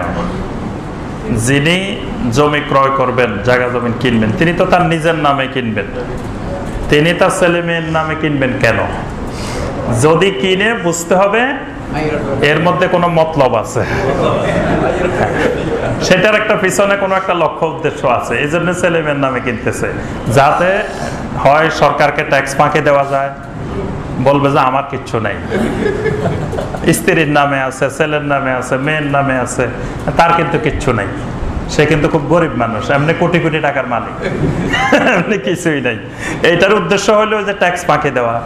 আবার আরেকটা হলো, এই সম্পদ আমার নামে থাকলে অন্য কেউ পেয়ে যেতে পারে, এজন্য আগে ভাগে ছেলে মেয়েদেরকে দিয়ে দিল, যাতে আর কেউ পাওয়ার সম্ভাবনা না থাকে, বিভিন্ন উদ্দেশ্য নিয়ে। না হয় আমি জীবিত থাকতে অন্যের নামে কিনবো কেন, ছেলে মেয়ের নামে কিনবো কেন, স্ত্রীর নামে কিনবো কেন? স্ত্রীর নামে কিনে যে কত ভাই সমস্যায় আছে। স্ত্রীর সাথে আপনার সম্পর্ক তো স্থায়ী সম্পর্ক না, এটা যে কোনো মুহূর্তে সম্পর্ক বিচ্যুত হয়ে যেতে পারে, ছিন্ন হয়ে যেতে পারে। তা আপনি স্ত্রীর নামে সম্পদ কিনতে আপনাকে কে বলছে? আপনার এখন হয়তো সম্পর্ক খুব ভালো দেখে আপনি কিনে ফেলছেন, এই সম্পর্কটা আবার তিক্ত হয়ে যেতে পারে। তো এই জন্য আল্লাহ তো আপনাকে বলেন না যে তুমি স্ত্রীর নামে সম্পদ কিনে, স্ত্রীকে মোহর দিতে বলছে, বাস দিয়ে দেন আপনি মোহর। তো এই জন্য স্ত্রী, ছেলে মেয়ে কারো নামে দরকার নাই, আমার সম্পদ কিনবো আমার নামে। তবে যদি ওই ছেলে ইনকাম করে, এক ছেলে ইনকাম করে, আর হয়তো বাকিরা ইনকাম করে না, এখন সে দেখা গেছে ইনকাম করে জমি কিনবে, সে তার নামে কিনলো, সেটা বৈধ। সেটা তার ইনকাম, তার নামে কিনলো। তবে সে যদি ইচ্ছা করে বাবার নামে কিনে সব ভাই বোনকে মালিকানা করতে পারে, এটা বিশাল এহসান এবং অনুগ্রহ। কিন্তু সে না করলে এটার জন্য সে গুনাহগার হবে না। কিন্তু সে যদি বাবার নামে কিনে, তখন কিন্তু আবার যদি কয় যে না, এ তো আমার টাকা দিয়ে বাবার সব কিনছে, তাহলে জমি এগুলো সব আমি নিয়ে যাব, এইটা নেওয়া যাবে না। যখনই আপনি কেনার সময় বাবার নামে কিনছেন, এবার সব ভাই বোন মালিক। এবার আপনি বলার অধিকার নাই যে এই তো আমি রুজি করি, আমি ইনকাম করি জমি কিনছি, তোরা সবাই নিবি কেন, সব আমি নিব, তখন আর নেওয়া যাবে না। আর যদি আগে ইনকাম করে, আগে সে তার নিজের নামে কিনে, তাহলে অসুবিধা নাই। জি, সুবহানাকাল্লাহুম্মা ওয়া বিহামদিকা আশহাদু আল্লা ইলাহা ইল্লা আনতা আস্তাগফিরুকা। সম্মানিত